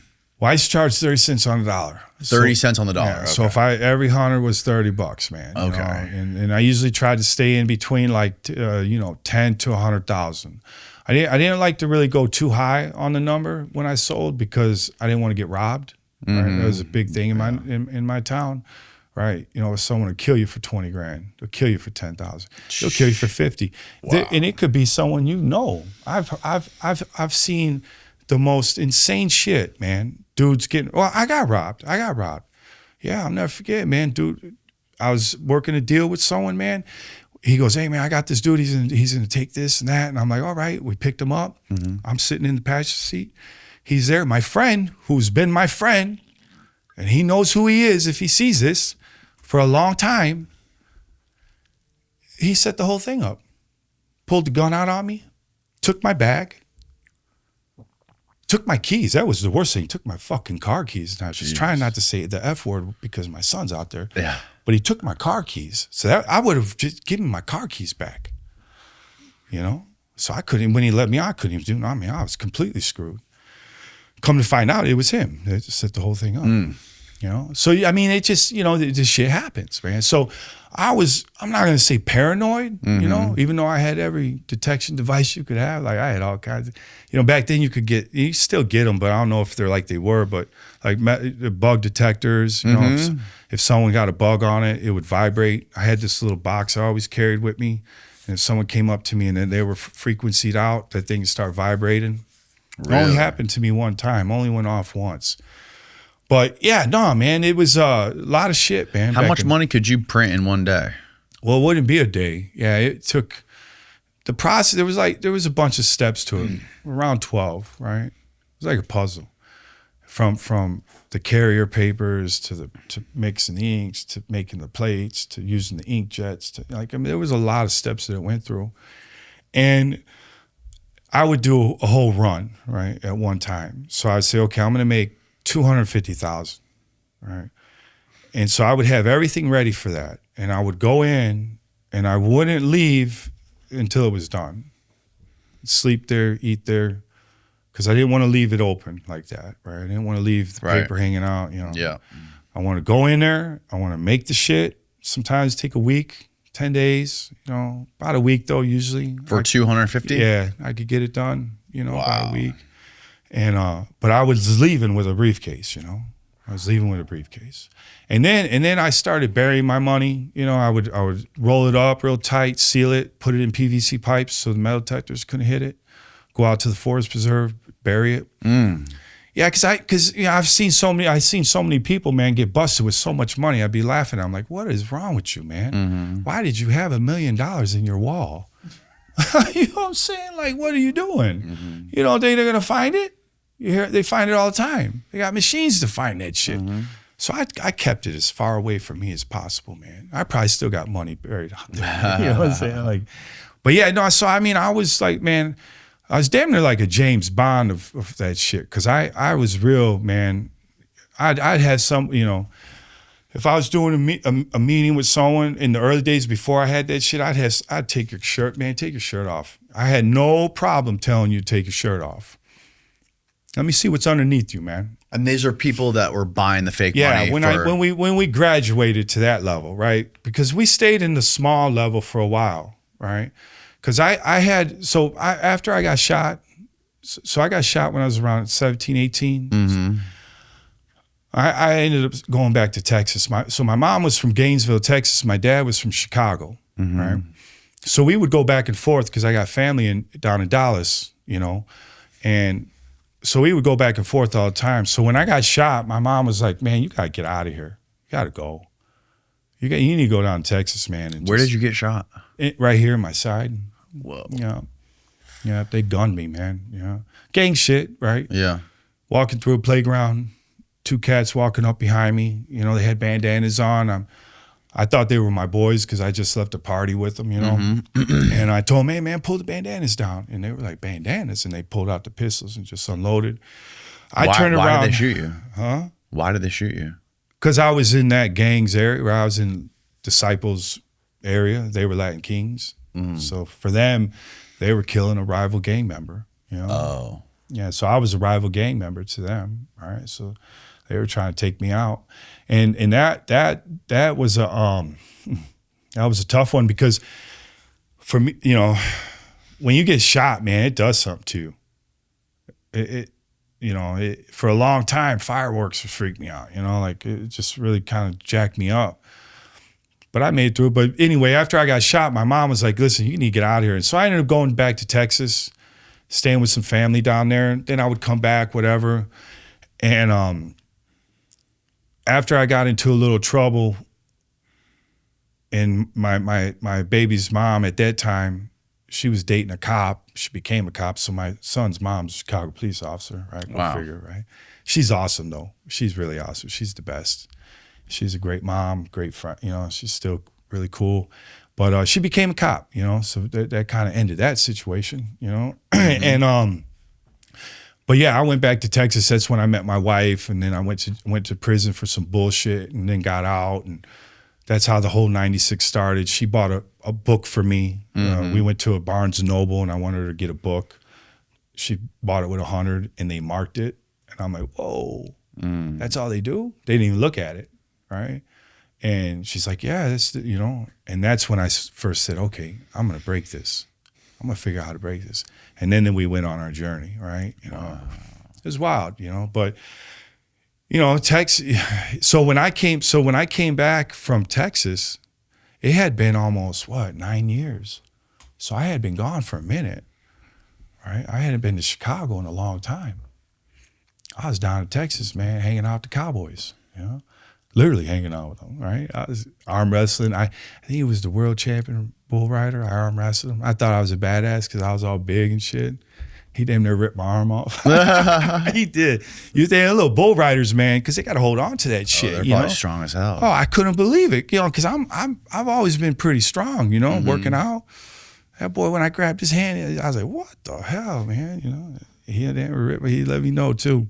So how long did that last for, with printing the money and selling it and exchanging it and all this stuff? How long did you ride that out for? I did that for a couple years, you know, maybe maybe 3 years, you Okay. know, and then when I went back to Chicago, now I'm going back into my neighborhood, right? And my neighborhood, so all the guys that I grew up with, now they're like doing major organized crime type shit, you know? Mm-hmm. And so I had, and because I knew a lot of people from different things. So when I was young, before I left, I liked to play basketball, still do. I love basketball. And we used to go to different parts of Chicago, CYC, and we would play in Brownsville, which was all the brothers. We would go to Pilsen, play against the Latinos. You know, we would go all over and play. And I would befriend them, right? I wasn't on that. You're this, you're that. You know, like they sometimes, you know, there'd be a little racism going on, but I wasn't on that, man. You know. Yeah.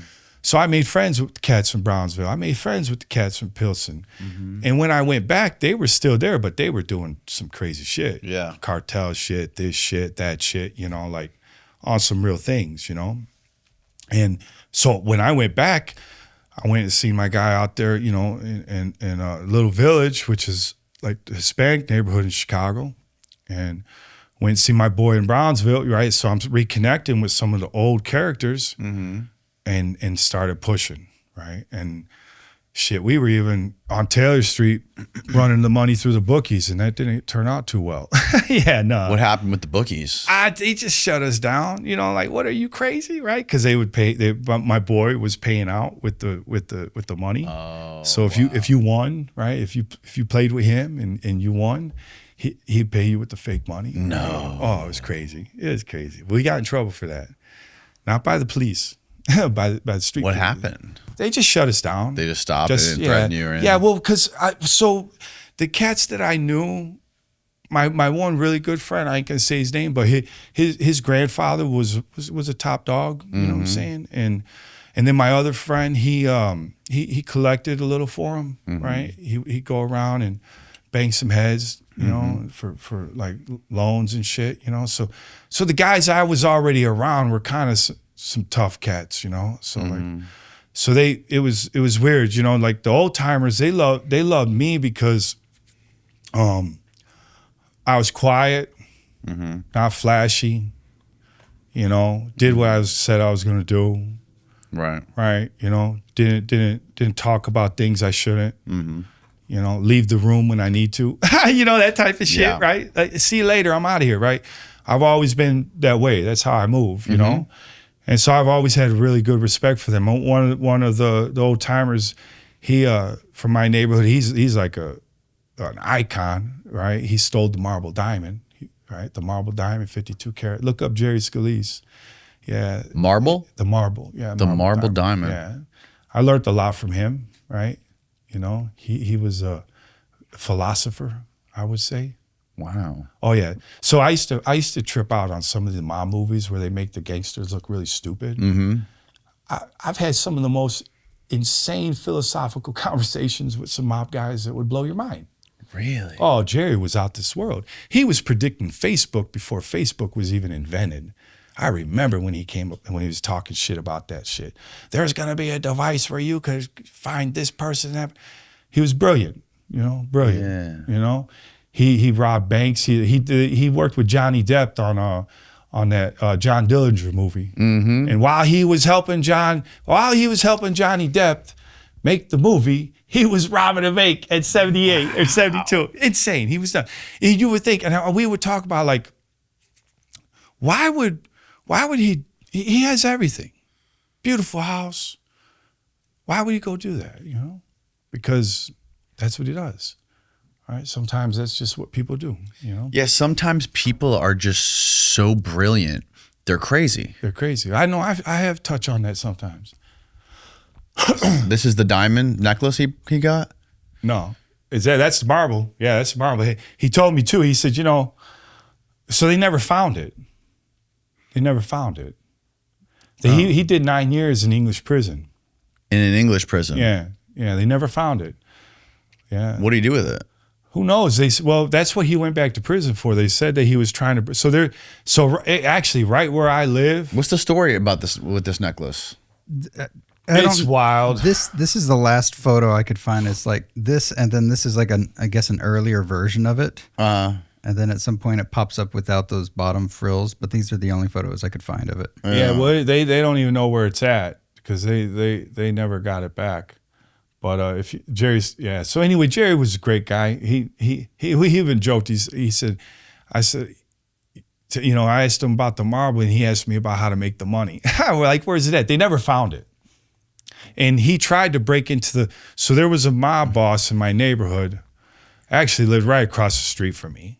I live on 29th and Princeton, and the mob guy, he's dead now, right? But he has this big fortress on the corner. It's crazy, like some Godfather shit. Wow. Big old wall around it, just nuts.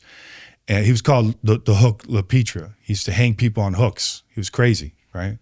The Hook. Look up the mobster, The Hook. Well, look him up. Yeah. So what happened is Jerry thought apparently the marble diamond was in that house, and he had been staking it out, and he was going to go in there. The Hook was dead already. But it's still an icon house. You got to be out of your mind to try to break into that house. Right. You know what I'm saying? Like, right. You're going to break into the mob's house? Like, are you out of your mind? Harry Allman. Now Harry was a shooter from Taylor Street. Harry the Hook Allman. Yeah, he's a Taylor Street guy. Wow, died in 2010. How'd he die? Shit, who knows? Probably in jail. I'm sure he was a hitman. But anyway, so these guys are from my neighborhood. He hung his enemies from hooks. Well, this is Alabin. He was a one-shot shooter. Look up the Hook La Petra. That's his name. Yeah, La Petra. There he is down there. He's right there. Angelo. Yeah. That's the Hook La Petra. He lives across the street from me, or he did anyway. He was a heavy cat, man. He was a heavy cat. But anyway, he was okay. So he got the nickname the Hook due to his way he murdered his victims. Yeah, hang him on a meat hook in his house. Those who could not pay, it was said that he would take his victims, bound and gagged, hang them on a meat hook, piercing the victim's rib cage with the meat hook, and then torture him to death with a blowtorch. He was brutal. Whoa! And so my friend was breaking into his house. Go figure, to get the marble die. Is wild. It's a crazy story. What a fucking psycho! Oh, he was a psycho. He says, look out his window. Find some pictures of this cat, dude. Yeah, he was intense. So remember I told you my neighborhood was called the 26th Street Crew. These were the guys, right? This is, Look at that one. No, the top left one, bro. Yeah. He was brutal. He was a brutal one. Look at those But that's the neighborhood I come from, you know.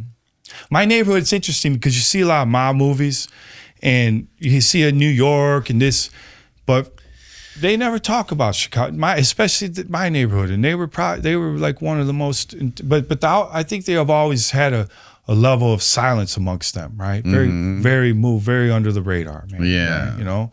And I mean, it's all gone now, right? It's not really, it still has its whatever remnants of it, but most of them, they were able to build pretty big empires that lasted, right? And they were really smart. Worked with the CIA and the FBI. Oh yeah, and they build concrete companies, and there's companies that are still around, garbage companies that are still around, and they don't have to do shit no more, right? Because they figured it out. I mean, but that's where I was going with it, man.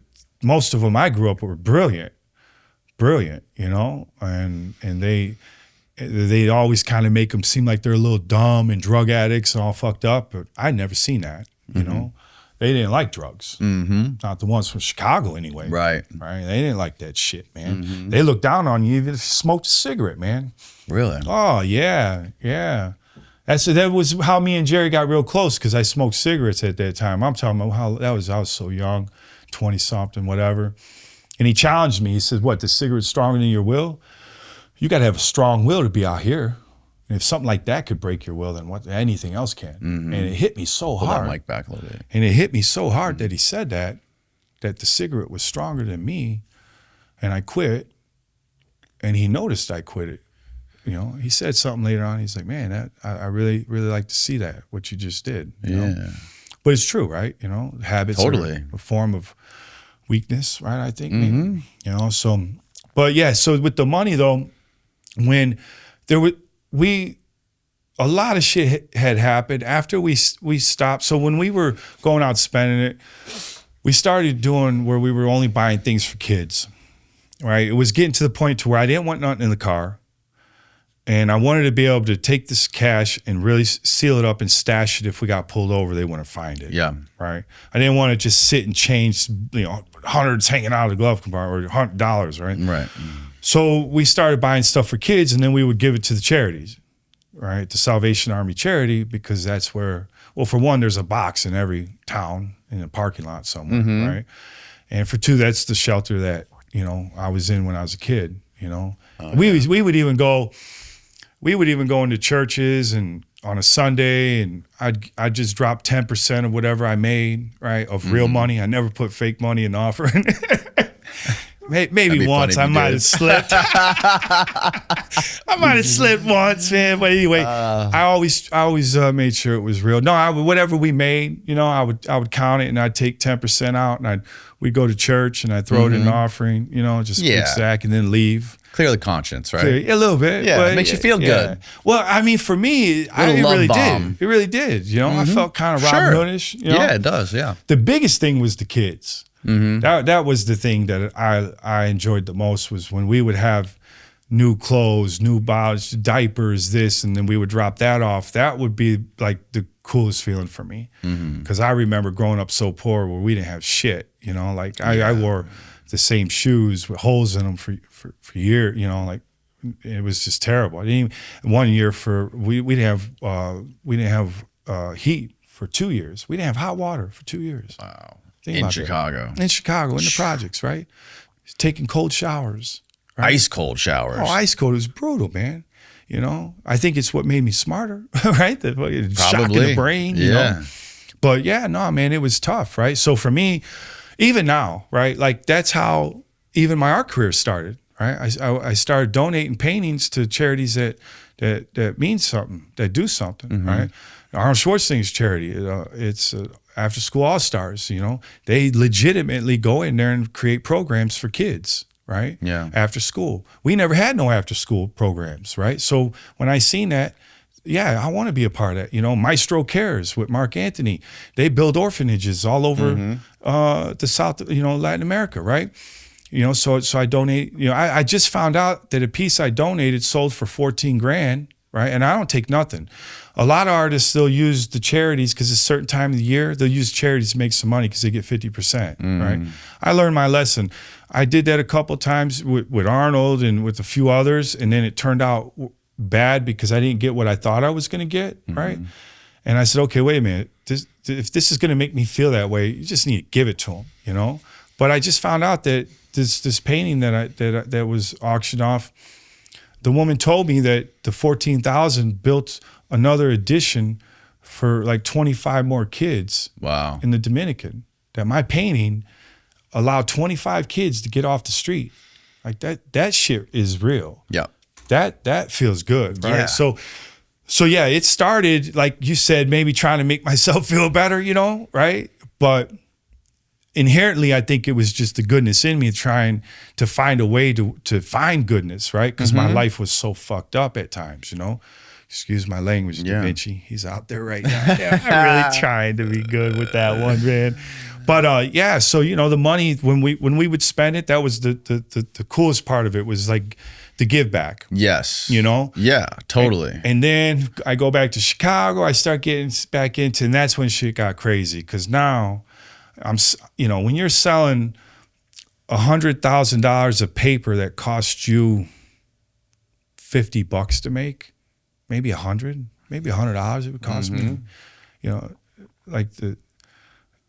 I was like a million times over on my money, right? I mean, $100 I'm making, So when you have that type of money, you start spending, you start going out, you start taking your friends, you start acting a little bit, like you feeling like a god, really.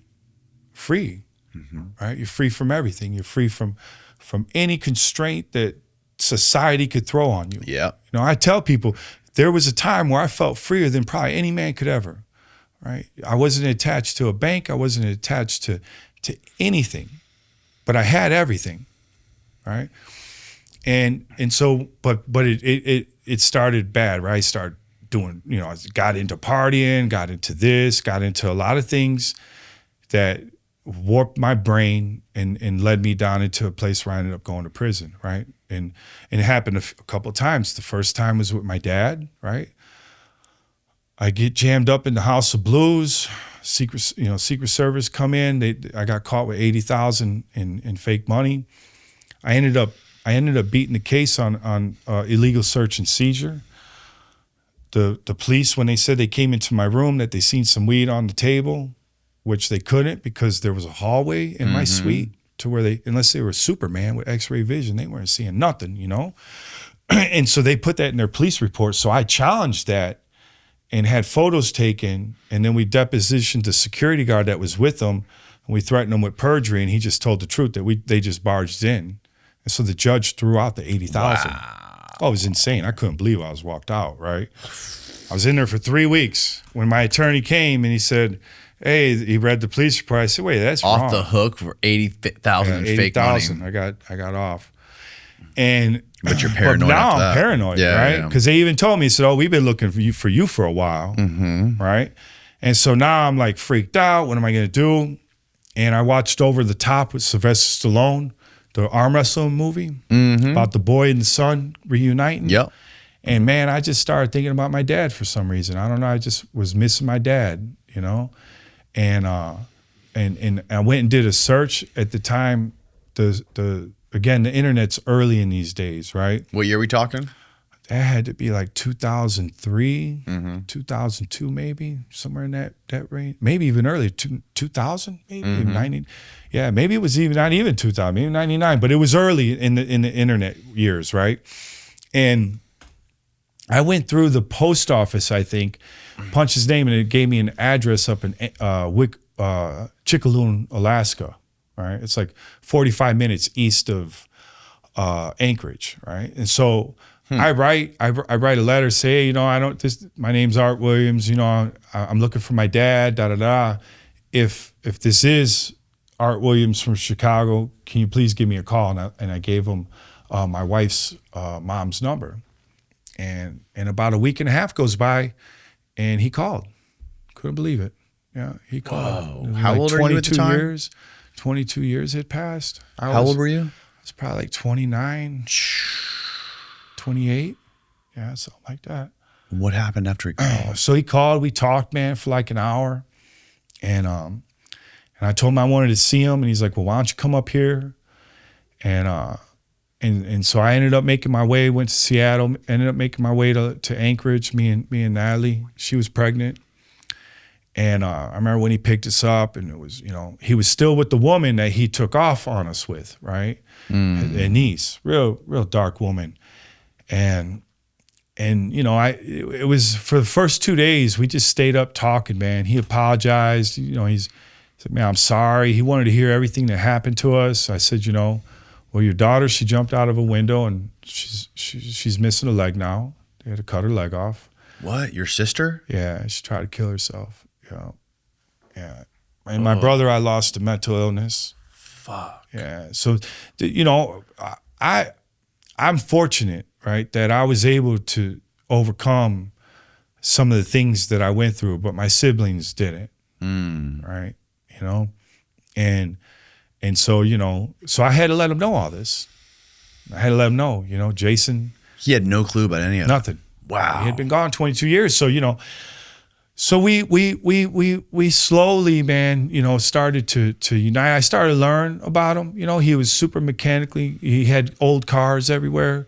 He had a Firebird, Camaro. He had the Mustang from Gone in 60 Seconds. What was that? Eleanor? Remember Yeah. Eleanor? But all beat up and shit, like something he wanted to rebuild. But then he had some beautiful ones that he did rebuild. So he was really good with just building stuff, mechanically inclined. And so I started to see a lot of things that who he was that I was. And it really started to like, okay, now I'm starting to really understand who I am, right? Because a lot of times you wonder, man, why do I do this? Or where does this come from, that's that was the best thing I got out of being around my dad for the short time. Mm-hmm. You know, was that I was starting to understand a lot more about myself. And we had some good times and we had some rough times. You know, one of them, he did the Iditarod, right? He had a whole sleigh dog team, you know? He liked to do the sleighs, you know? And so here he is, got like 40 dogs, right? That he's feeding, right? Every day. And I go into town with them to get dog food, right?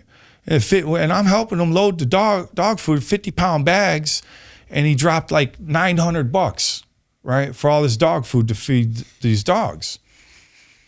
And we're driving back into town, and you know he's the Seward Highway. It runs along the Chickaloon River, big badass river, comes off a glacier, right? Mm-hmm.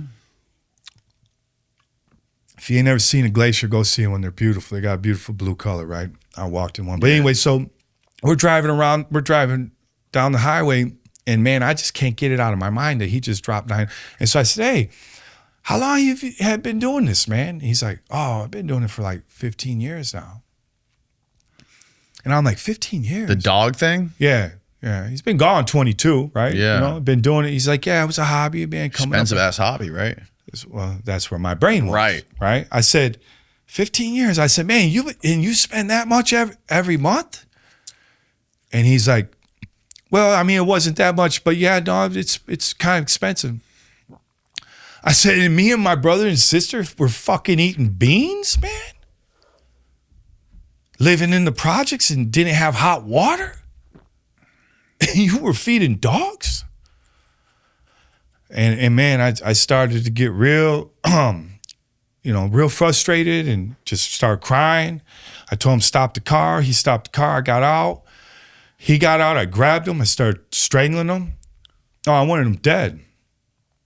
My sister lost her leg. I mean, I've told you like an inkling of the shit that we went through, an inkling of it, you know? And here you've been feeding these dogs, so we were less than a dog. That's how I was feeling. I let him go. I finally let him go. And, you know, he just kept apologizing. So I want to make it up to you. I'm here now. Boom, boom, boom. You know, trying to calm me, and I did. It took a minute. It took a couple days for me to finally come down out of it. And then we started, you know, getting back, you know, started talking again. And I showed him the money that I made, right? Now we were starting like, okay, let's be father and son then, right? We got past that. It's over. Let's try to do this now. Mm-hmm. And, you know, he asked me what I had been doing in life, and I pulled out that bill, and man, it's like gold fever, man. Right? I call it gold fever because anytime anyone ever, and not too many people knew back then, but when someone did find out that's what I did, they thought it was like gold. Like, oh my God, we got printed money here, right? And you just, it's a change in the eyes. It's kind of trippy, man. Gleam, you know? And it happened. He did. He changed. Like, wow, you got to. And then he wanted to show me what he did. And so we went way out into the bush, and he had an underground grow room. He had 2 big semi-trucks buried underground with some crazy Kevlar shit that blocked the heat. Whoa. Oh, it was nuts. He tapped into the 2 semi-trucks. 2 semi-trailers. Trailers, right. Buried underground. Yeah.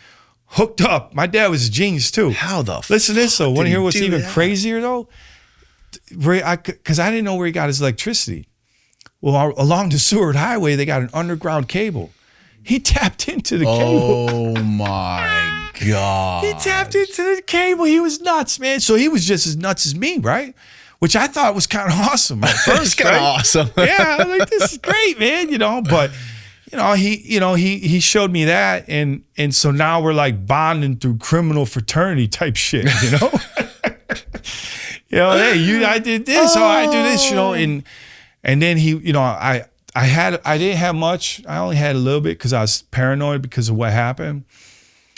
And so I gave it to him, and unbeknownst to, you know, he gave it to his wife, who hated that I was there. Really? Oh, she hated it. She was just a hateful woman, man. Mm. She's the one that kept him from us, right? Ugh. Yeah, it was terrible, right? She had a son and a daughter that she wanted him to be a father to them, not us. Mm. He told me what happened. He told me about a bunch of stuff, you know. Yeah. How long did they stay together? They were together then. When I came up there, they were still, yeah. So I mean, how long after that? Well, that's the crazy thing. So I gave some money and she starts spending it with her friends. And I told him, man, don't spend this stuff here, man. We're way the hell up here. Don't shit where you eat. Yeah, man, are you out of your mind? And, he said, no, I'm just putting it away, so, so it's safe.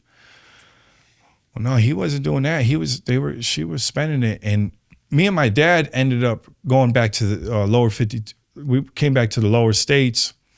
We were going to Chicago because I told him, because I gave him the stuff, we're bonding, and he asked me if I could make more. And I said, man, I don't know if I could do it because I got jammed up and I would have to remake the whole recipe. Yeah. I can't use the same recipe. They're going to come at you. They're going to know it's me. You hadn't done it since you went to prison. No, since that time where I got out, right? Right. So he's like, well, let's change the recipe. Can you do it? I said, man, I'm sure I could. We could try other things. I said, but I have to go to Chicago and start collecting all the supplies. There ain't no way I'm going to. What year are we talking now? It was like 2000 because it was. Right. Yeah, it was like 2000. So we flew into Seattle, drove across country to Chicago. It was great, father and son, jamming, listening to Audio Slave, smoked a little bud. It was great, bonding. He was going to see my sister for the first time. Wow. Yeah, Wow. which was heavy. My sister snapped on him. I bet. Yeah, screamed and yelled at him. It was terrible. It was a rough moment. But she actually went back with him. So Really? yeah. So when we got there, it was a real mess when we got there, finally calmed down, kind of like my little moment where I wanted to kill him, And then the woman he was with, her daughter was getting married and was having a wedding. And so my dad had to get back, right? We drove across, it was great, but he had to get back. So he asked my sister to come with and he wanted me to go with. But I hadn't got everything I needed. I didn't have everything I needed. I needed to go to Dallas to get some stuff. So I was You were gonna make it up there? in Alaska. Right. Yeah. I was shipping everything back there, right? And so I needed some more stuff, but there was something in Dallas I had to go get. So I told my dad, I said, hey, listen, I'll meet you up there. You and Wens go up there. I got to go to Dallas. And so they flew back. I went to Dallas and I started getting these funny feelings like something wasn't right. I don't know how to explain it really, And I left my pregnant wife up in Alaska, though, right? Wow. This whole time, right? And she's like, when I told her I wasn't flying back with him, you better get back here. Why are you out of your mind? Like one of those, right? She had the right. Yeah. So I was trying to get her to fly back. I didn't want to go back. And she says, I am not getting on a plane pregnant with all the baggage. And we had her, she said, you got to come back here. It's your sister's wedding. I said, well, she's not my sister, man. Well, she loves you. You need to come here. You got to stop being like. The dad's girlfriend's daughter? Yeah. And I was cool with Chrissy. She was cool, I mean. But there was something I just didn't feel like going back, I think after the thing with my sister, what I had seen, I was just feeling a certain way, And so I ended up going back. I went back and Natalie had the baby like right after I got back. Thank God I did come back. In Alaska? In Alaska. Oh, yeah. Lord. Yeah. Had the baby in Alaska. And we decided to stay at Chrissy's house because she lived in Anchorage because we didn't want to have the baby way out in Chickaloon in the bush, We wanted the baby to be in the city. Natalie wanted to be in the city. She was tired of being out there, right? She wanted to go to stores. She wanted to do shit. Mm-hmm. So we go stay with Chrissy, and my dad has been acting funny, right? And I'm telling Natalie, I'm saying, as soon as we can fly, we're out of here. I want to go. I don't want to be here anymore. I want to get out of here. Oh, that's the reason why, because he ended up taking me to a party. So I get back, Natalie has the baby. The things are starting to come in. The things that I shipped up from Chicago and Dallas. Supplies. They're starting to pop in. Dark right? supplies. Dark supplies. Yeah. Right? Yeah. They're starting to pop in. And so me and my dad are kind of, but I'm still feeling weird, man, And so he's like, hey, why don't you come out here? We need to hang out. He's trying to break the ice. He could see that I was a little tense, He goes, I got something to show you, some really good news. You're going to be really excited about this, man. I'm like, okay, I'll try. So I go out there And I get in his truck and we start going out deep into the bush, right? And we get down this gravel road, and as soon as we come over this hill, man, there's this massive bonfire, man. I mean, big, I don't know, 50 feet. It was just massive. Bikers everywhere, guys over here shooting machine guns on the cars, right? It was a Hells Angels campsite. Yeah. My dad was real good friends with the president of the Hells Angels. Oh, shit. Yeah.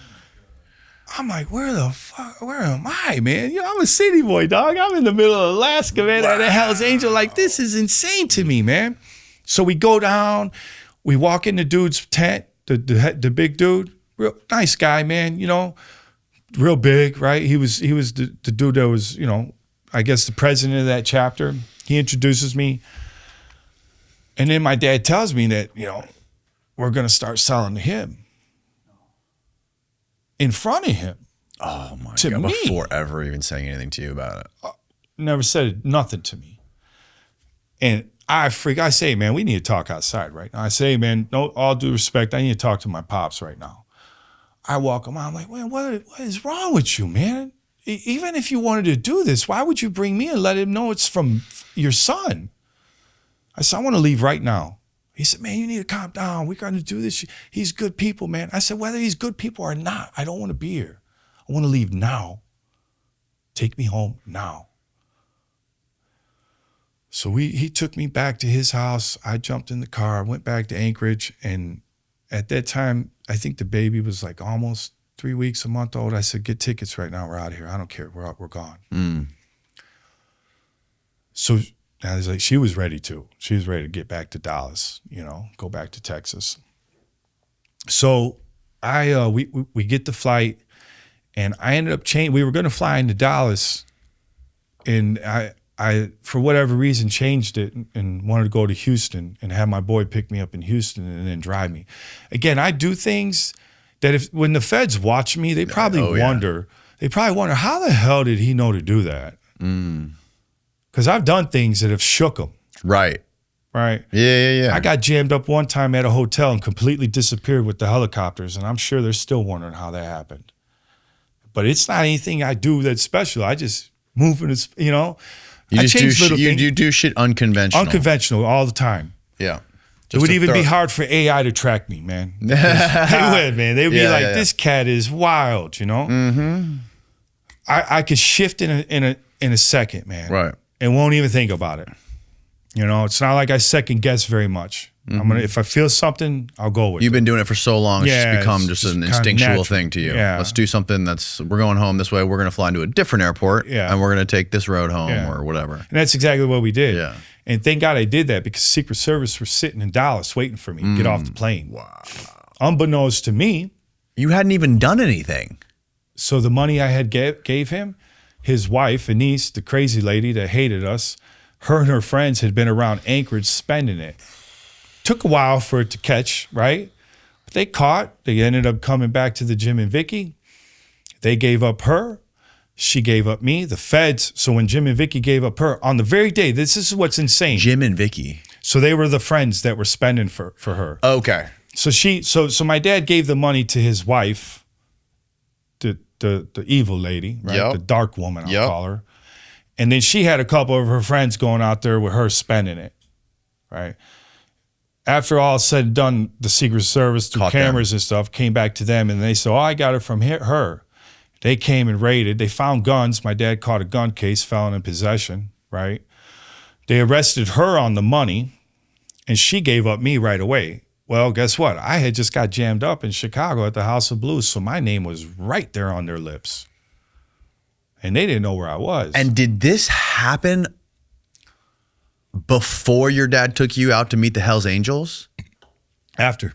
This happened after. So this happened after you left. After I left. Okay. Yeah, so went out there. Then I said, okay, we're out of here. And this is what's... Because the moment you landed in Texas, they were waiting for you. So there wasn't much time there. There wasn't much time at all. I've come to find out the day we left on the plane was the day they kicked in my dad's door. No shit. The same day. Wow. I ended up getting arrested at that night in Dallas, though, right? But that morning they kicked in my dad. This is why I'm saying sometimes things just seem very matrixy, you know? Yeah. Like how is this forming, you know? But anyway, so we get to And the reason why I changed it because I was feeling something, right? I didn't know what it was, and I had my files on me, right? And remember I told you the files were the most important thing, right? The recipe book. Yeah, the recipe book, man. That is the thing that like I have to keep near me no matter what, and take the chance of walking through security or whatever. And so I said, okay, let me switch because, you know, I do have something that, you know, I didn't have no money on me. I didn't have no equipment. I didn't have nothing, but I had this, man, you know. And so my boy picks me up in Houston. He drives me because we were going to stay at Natalie's mom's house. We get there. I swear, you know, when you walk into a house, there's a closet, got the coats and all, and the shoes, little, you know, in the entryway, you got the little area where you put, you know, shoes and coats. So I put my little briefcase, I slid it in there, not really like hiding it. I just was walking in and I put it right there. And I didn't take, I don't know, 50 steps to the bathroom, and the Secret Service came in. They came in and, you know, they said, we're looking, you know, they sat us down, they arrested everyone. It was really terrible. I felt so bad for her mom. Oh, God, no. It was terrible. Oh, it was so terrible. But they never found the bag. They didn't even look. I was literally, I'm not kidding, I'm sitting in the living room, handcuffed, trying not to look at the closet. Right? You know what I'm saying? Like, I'm trying not to look at it because I know once I look at it, I'm done. And you know how hard it is to keep yourself from doing something, right? It was terrible. It was torture. And they said, we know you were in Alaska and this and that, and they're telling me this, we need this. I said, man, I don't know what you're talking about. I don't know what you're talking about. I don't know what you're talking about. They arrested me, took me to the station, went through the whole extradition. So I got stuck in Oklahoma City for a second. Then they transferred me to Seattle. Then they put me on a little two propeller plane all the way to Anchorage. Oh, it was brutal. Con Air was the worst for me on that one. It took you back to Anchorage? It took me back to Anchorage. Yeah, all the way. Yeah, and then stayed there, you know, for about 9 months. My dad was fighting his case for the guns. She was fighting the case for the money, but you know, she, in her mind, they were offering her probation because she gave me up, right? Yeah. They gave my dad 5 years for felon in possession, right? And my dad got more time than me, right? I ended up getting 36 months for it. She ended up getting 6 years. And they never found your dad's underground semi-trucks? No, never found none of that stuff. Wow. But what's wild is that when I tried to see my dad in Seattle, in SeaTac, it's the federal holdover, and they wouldn't let me, and I didn't understand why, right? At least let me have a visit, you know? Yeah. And come to find out, his wife, Denise, the dark woman, she was trying to take it to trial. She was trying to say that she didn't do nothing with the money. Wow. It was wild. Mm-hmm. She completely went, and then she started saying that she was mentally ill and all kinds of stuff. The judge didn't buy it, gave her 6 years. She was only going to get probation. But she decided to fight it. They offered her probation. Yeah. A year's probation. Wow. And she, on her sentencing day, where she was to plead not guilty, and the judge asked her, are you not guilty? Did anyone coerce you into saying you're guilty? You know, all that shit, right? Yeah, yeah. She said, oh, Your Honor, I'm not guilty. And everyone in the courtroom was like, what? We're here for a plea agreement. And the judge said, are you sure that we're here for your plea agreement, that you've agreed to plead guilty to this? Oh, Your Honor, I'm not guilty. I didn't do this. And so then they sent her to an eval. They were found competent, came back, judge says, you know, you were going to get this, but now I'm giving you 6 years. Ugh. She's like, 60 years old, right? My dad got 5. I got less than everyone. It was wild. I don't know how I walked out of it like that, right? I get to Wasika. I do my time. They start letting me and my dad write. And he... on the day I was released, the very day he was in Sheridan, Oregon, I was in the halfway house in Chicago for my release date. Mm-hmm. And, I'm all excited, packing my shit. Man, I'm going home. I'm going to be free. There's a certain feeling you get when you get your freedom back, Right? Yeah. It's hard to explain, man. But when you've been confined and in prison, and when you get that freedom back, it's just one of the greatest feelings ever, you know? Right up there with sex, right? You know, Really? maybe even better. Oh, What? Oh, it's a feeling. It's just something going on in the brain, you know, because you've been locked, right? Yeah. So I'm getting all excited. I'm going home. I get out. My sister calls me. She's crying. I'm like, why are you crying, man? I'm home. I'm free. She says, no, you don't get it. I said, what do you mean? What don't I get? She said, I just got a call from prison, Sheridan. Dad died this morning of a heart attack.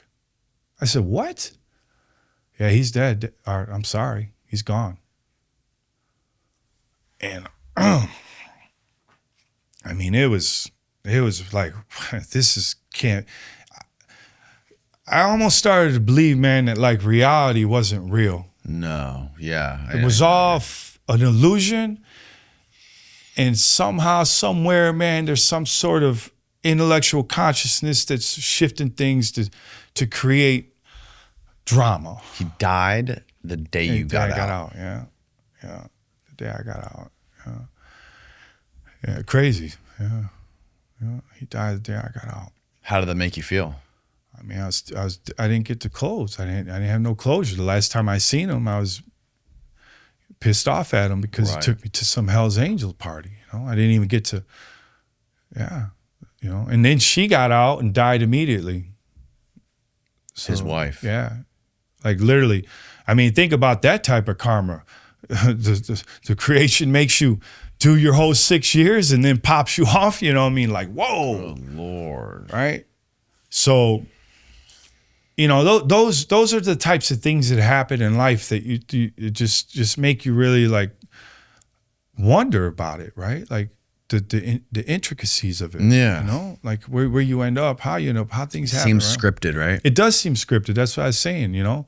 At times it seems scripted to me, you know. And I've tried to, because I'm an intellectual, man. So I try to understand what is this fabric of reality, man? It's all light, really, when you think about it. Mm-hmm. Everything is made of atoms that are made of light. That nothing is real. Mm-hmm. Nothing is. It's all light. It's just a big, holographic universe. It was a great book. I don't know if you ever read it, but it's a great book. Mm-hmm. It's about string theory, and I'm really into a lot of. I've read like 5,000 books, no exaggeration. Probably read 100,000 magazines. I was into Wired. In prison, that's all you can do really is read, right? And so I had every magazine subscription you could have, from Popular Mechanics to Popular Science to Wired. Like, I'm really into it, you know, like understanding just everything, energy, man, you know? Yeah. And so, but yeah, he died, man, you know, and so after that, I ended up getting my son. He was 13 at the time. And, you know, me and him were trying to bond, and it just got, you know, me and him ended up in prison together. Yeah, father and son. Yeah, so he was trying to be break me. that chain. It is now. He's doing great. He's just bought his first house. You know, so you know when I got out, he was his mom was a Chicago police officer. So here I'm in the halfway house getting out for counterfeit, and he thinks I'm the coolest dad in the world. Come to find out, he's printing $20 bills at his mom's house on her little printer. His mom's screaming at me, "You got to take care of this boy. I can't handle it no more. He's printing money in my house. There's no way, Art. I'm a Chicago police officer." I'm like, okay. I'll take him when I get out of here. And I took him, and we had some rough moments. Let me tell you, he was a rough little street hooligan, man, you know?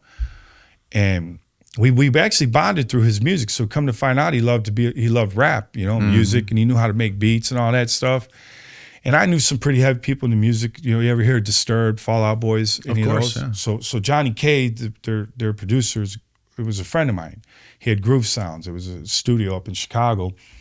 And so I asked him if I could bring my son in there. So me and my son started bonding, you know, through the music. And but it was pricey. It was getting expensive, you know. I was working out at the marina, you know, doing crazy shit out there, you know.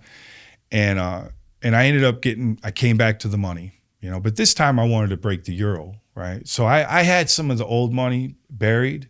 So I had tried to work, right? I worked at this marina. It was like river rats, the tugboats that pushed oil up and down the canal.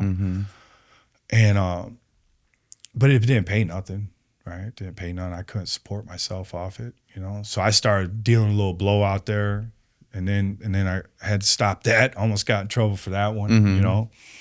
And then I went back to the money. I mean, the thing about money, one of the hardest things, and they say counterfeiting is harder to quit than heroin, right? There's, you can even look that up. It does. It says it. Well, it's like you found a cheat in the system, right? Like you found a way underneath the map, right? Yeah. A way to like get out of the rigid framework of society and create your own little path. Yeah. And your life up to that point had been wild. Wow. You'd been through so much shit. Like, how do you suddenly integrate into society, waking up every morning, packing your lunch, going to a 9 to 5, getting your paycheck every 2 weeks, and that's why I'm an artist now. I couldn't do it. I tried it, man, but I couldn't print no more. Art saved me, man. Really, art saved me, dude. Art's so amazing. By the way, not to like disparage that kind of work. Like that's great. No. I'm not talking shit. I'm just saying, like, coming from what your life was to that point, it had to have been driving you crazy. Yeah. The work, but yeah, and for me, it was like, even when I got on it in this one. So I ended up with my son. I tried to get him into his music, and it was expensive back then. It wasn't like you had studios you do these days, right? You had to go into the studios, and it was big money for engineers and this, that, right? So here I am trying to pay for this off making no money. And that's how I got back into making money. I had some money buried. I went and pulled it up, tried to sell it to some of my Russian friends so it would go overseas, so it wouldn't even be in America, right? It wasn't a much. It was like I was thinking about that. I was like, why not just like travel to another country and go to the currency exchange thing? Well, I wasn't into traveling to another country, but I had other people that would take it, right? You know? And could you get through the currency exchange? Well, I don't know how they. You know, I think at that time there was still a big underground cash, like banking system in Europe, right? So when I used to sell quite a bit of money to some guys that were European, and there was used cash, you know, especially the underworld did, right? But there was still like this weird like underground river economy going on in Europe, right? Because everything was so taxed so hard, right? Yeah. So they found a way to move cash. Now it's really bad. You spend $500, it's a felony, right? Like the Europeans are like, they're completely. If you do what? Oh, they're making it against the law to buy stuff with cash anymore in Europe. Are they? Yes. Yeah, you can look it up, man. It's against the law to buy spend shit a with certain amount. Yeah. To spend a certain amount. Yeah, they will. Yeah, it's bad. It's almost kind of like civil forfeiture here. So how would it be against so it's against the law to try to do it? Well, or to let people buy stuff from you. If you buy something, if you Europe is implementing limits on large cash payments with the Greece's EU. €500 limit. Look at that; it's insane. So okay, with a EU-wide €10,000 cap for business transactions starting in 2027. Yeah. Part of anti-money laundering efforts, but this doesn't ban all cash, and individual countries have stricter rules. Like Belgium's a $3,000. Greece is a $500 limit. Yeah, it's insane. And this is going to get worse. What people don't understand about is it really currency, to fight crime? No, it's to control and to watch people, man. Listen, hit the show more. What's happening right now with the cash, with this whole digital currency, it's probably one of the most scariest things. People are scared of AI. It's terrifying. You know what I'm scared of? I'm scared of Denmark cashless is 20,000. society. Oh yeah, totally. Because it becomes a digital police state. Digital police state. Listen, this would be the first time in human history that for barter, everything comes to barter. He's a huge fan of Steve is a major proponent and fan of robot police. Robot police? He thinks robot police are just going to make the world better. I mean, it'll probably make less mistakes. Yeah. But whoever's controlling the robot controls the people. Yeah, and I always argue with him about it. And then the other day, the ICE guy shot the girl in the face twice. Well, here's the problem. And he's like, robot police wouldn't have done that. Well, maybe he's unless their leader said to do it. If it was Trump saying robot kill him. See, this is the problem when people don't understand. That is the problem. where humanity is going to really take a really just off the cliff with this whole AI and robotics, what I think is going to be is that we're so short-sighted thinking, right? And from my experience, from being in the feds and being in prison and going through court systems in this, there's people that truly don't care about you, that don't even look at you like a human. There really is. There is an elite world. I was around them, right? Where they think 99% of the world are stupid. Like who? What type of people? Just people that have, say, over 100 million. Okay. Let's say that, right? Okay.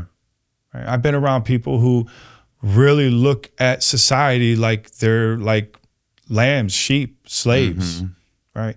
We think that we've evolved quite a bit from the slave days and from look at Rome. The Romans were doing slavery, right? Slavery's existed forever, just a different face. Yeah. Okay. It's a part of the human, like almost like characteristic where people feel they need to have power over other people. This has been going on for thousands of years. It's just not today or what. Since the beginning of written history. And so to think that it's going to change because there's a better technology, right? I'll give you an example. Right now, a cop could pull up behind you and their car will automatically run your plate. Technically, that's against the Constitution, okay? Is that true? Oh, yeah. The cop cars behind you automatically run your plate? On your plate, automatically. There's a system in it, yeah. They could pull it up, and so they used to have to manually do it if they saw you do something wrong, right? Now, the system, man, it could pull up plates, man, and they even have like alerts from cameras that are on the highway, right? One of my friends just got in trouble in Nebraska. Sadly, it was a guy I was locked up with. He seemed to be doing Seth Ferrani. You got his book. Oh, out Seth there. Ferrani? Yeah, he got. Yeah, he was on the podcast on this podcast years ago. Yeah, well, he's got locked up for running weed across Nebraska, and they got him because as he was driving, a highway camera picked up his plate, informed the system that there was a felon driving across the country, former drug guy, and they came and got him. Kind of like how they grabbed Maduro. So, yeah. Oh, yeah. So, and this is stuff people don't understand. So, yeah, okay, yeah, I'm cool with, a robot cop, right? But what I'm not cool with, who's programming it and who's running it, and who, because so far in human humanity, nature, it does not change. So far, humans have not shown that they are adult to be adults. Right. They're like kids. Yep. And so to give someone this type of power will completely, there will be no revolutions. There will be no if it gets to, I mean, look at right now. Europe is losing their speech. They're losing their money. Yeah. And they can't do nothing. And that's without robots.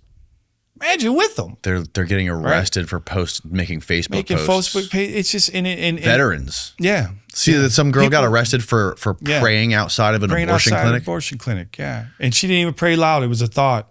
She was just sitting there. She wasn't even talking. A thought crime was, right? So I don't feel like humans have earned the right to have that sort of technology to rule the world. No. Because we're all screwed up. You got Iran fighting, you got Russia fighting, everyone's fighting. Nigeria. So you want to give these leaders, you think they're smart enough? These cats that have robbed us of 38 trillion? I mean, I see protests right now because they shot the chick, right? Which is terrible. Yeah. Right? But what about robbing the country for 38 trillion? Right. 38 trillion, man. We should have bullet trains across this country. We should have this country, if our politicians and government would have really focused on strengthening and empowering the people instead of themselves, this country would be so insanely awesome. You wouldn't have people sleeping at the beach in Fort Lauderdale. I took my kids there the other day. It broke my heart, right? It's greed and power, man, have corrupted, and there's almost, I don't that maybe he's right. That's the only way it'll be fixed. That AI becomes so powerful, super intelligence, AGI when it transfers, and then it says, okay, overrides human behavior that keeps killing us. Well, then that becomes our God, and then it becomes our God. Exactly. Yeah. But can we do it? Can Can we become? Let the machines take the wheel. I would hate not to. I don't want to. Right. I want to believe in humanity that we can. Right. We can actually figure this out. Right. What you said about revolutions is true too. Like that's there's a famous Thomas Jefferson quote about revolutions. I don't know what it was verbatim, but he said something like every 150 to 200 years, it has to be. There has to be a violent revolution, and you need to spill the blood of the politicians on the tree of liberty or something along those lines. Well, the thing is because what happens is like it's what's that quote where it's like strong men create. Oh yeah. You know strong men create good times. Yeah. Good times create weak men. Weak men create bad times. And then bad times create strong men. Yeah, right. And that's kind of like what we've been in, and we've probably, we've probably had 3, 4, 5 civilizations fall because of this, right? Yeah. Like humans have been on this planet for a minute, right? There's probably other beings in the ocean that we don't know about. I mean, everyone's thinking about aliens. The timeline keeps going back farther and farther and farther. Yeah, everything. So, but we really got off it, didn't we? Start getting off it. What signify a few lives lost in a century or two? The tree of liberty must be refreshed from time to time with the blood of the patriots and tyrants. Yeah, spill the blood of the tyrants on the tree of liberty. Yeah, so yeah, no, this is a really interesting. Those guys were onto something. The founding fathers, it's amazing that they were able to predict the future the way they did, right? Yeah. Like they really had some deep ancient knowledge, like to be able to come up with that constitution. Oh yeah, even the Pentagon and Washington D.C. how it's like they predicted all the things that could go wrong. Yeah. Oh yeah, and they're going wrong, right? Yeah. Like, and hopefully right now that for me it's what saddens me the most because I really love this country. I've traveled every road spending money. Well, anyway, like I've been on every road in this country, damn near. I can really say that.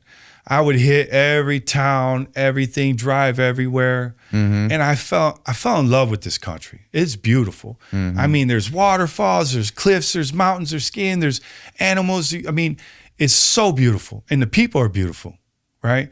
But what I also saw through my time, because even now I drive because I don't fly, right?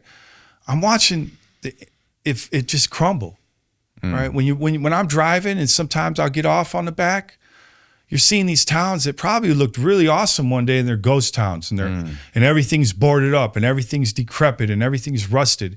And it's like, wow, man, this shouldn't be like this. Yeah. We're supposed to be, America, right? But what's happened is we're 38 trillion robbed. That's what I call it. We've been robbed. American people have been hijacked. Mm-hmm. And, you got the Nancy Pelosi's who make 100 million going to Congress. Like, how is that not corrupt? You make what, 200,000 a year, but you're sitting on 100 million. And listen, I usually try to stay away from the whole politics stuff, but it's heartbreaking. It's heartbreaking, I just had a friend on the podcast a couple weeks ago, and he was explaining how he just got back from. You want another one? Yeah, could I? Steve, you want to grab another white rabbit? Oh, He's getting fired up. I just had a buddy who went to Japan, and he bought an apartment in Japan.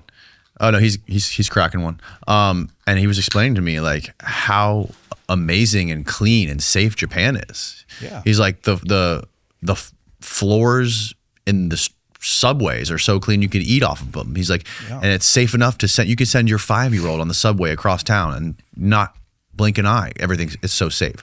Yeah. It was like, it's just like an amazing, thriving, clean, efficient society there. And that's the country we dropped 2 atom bombs on. Yeah, think about that. And now look at where we're at.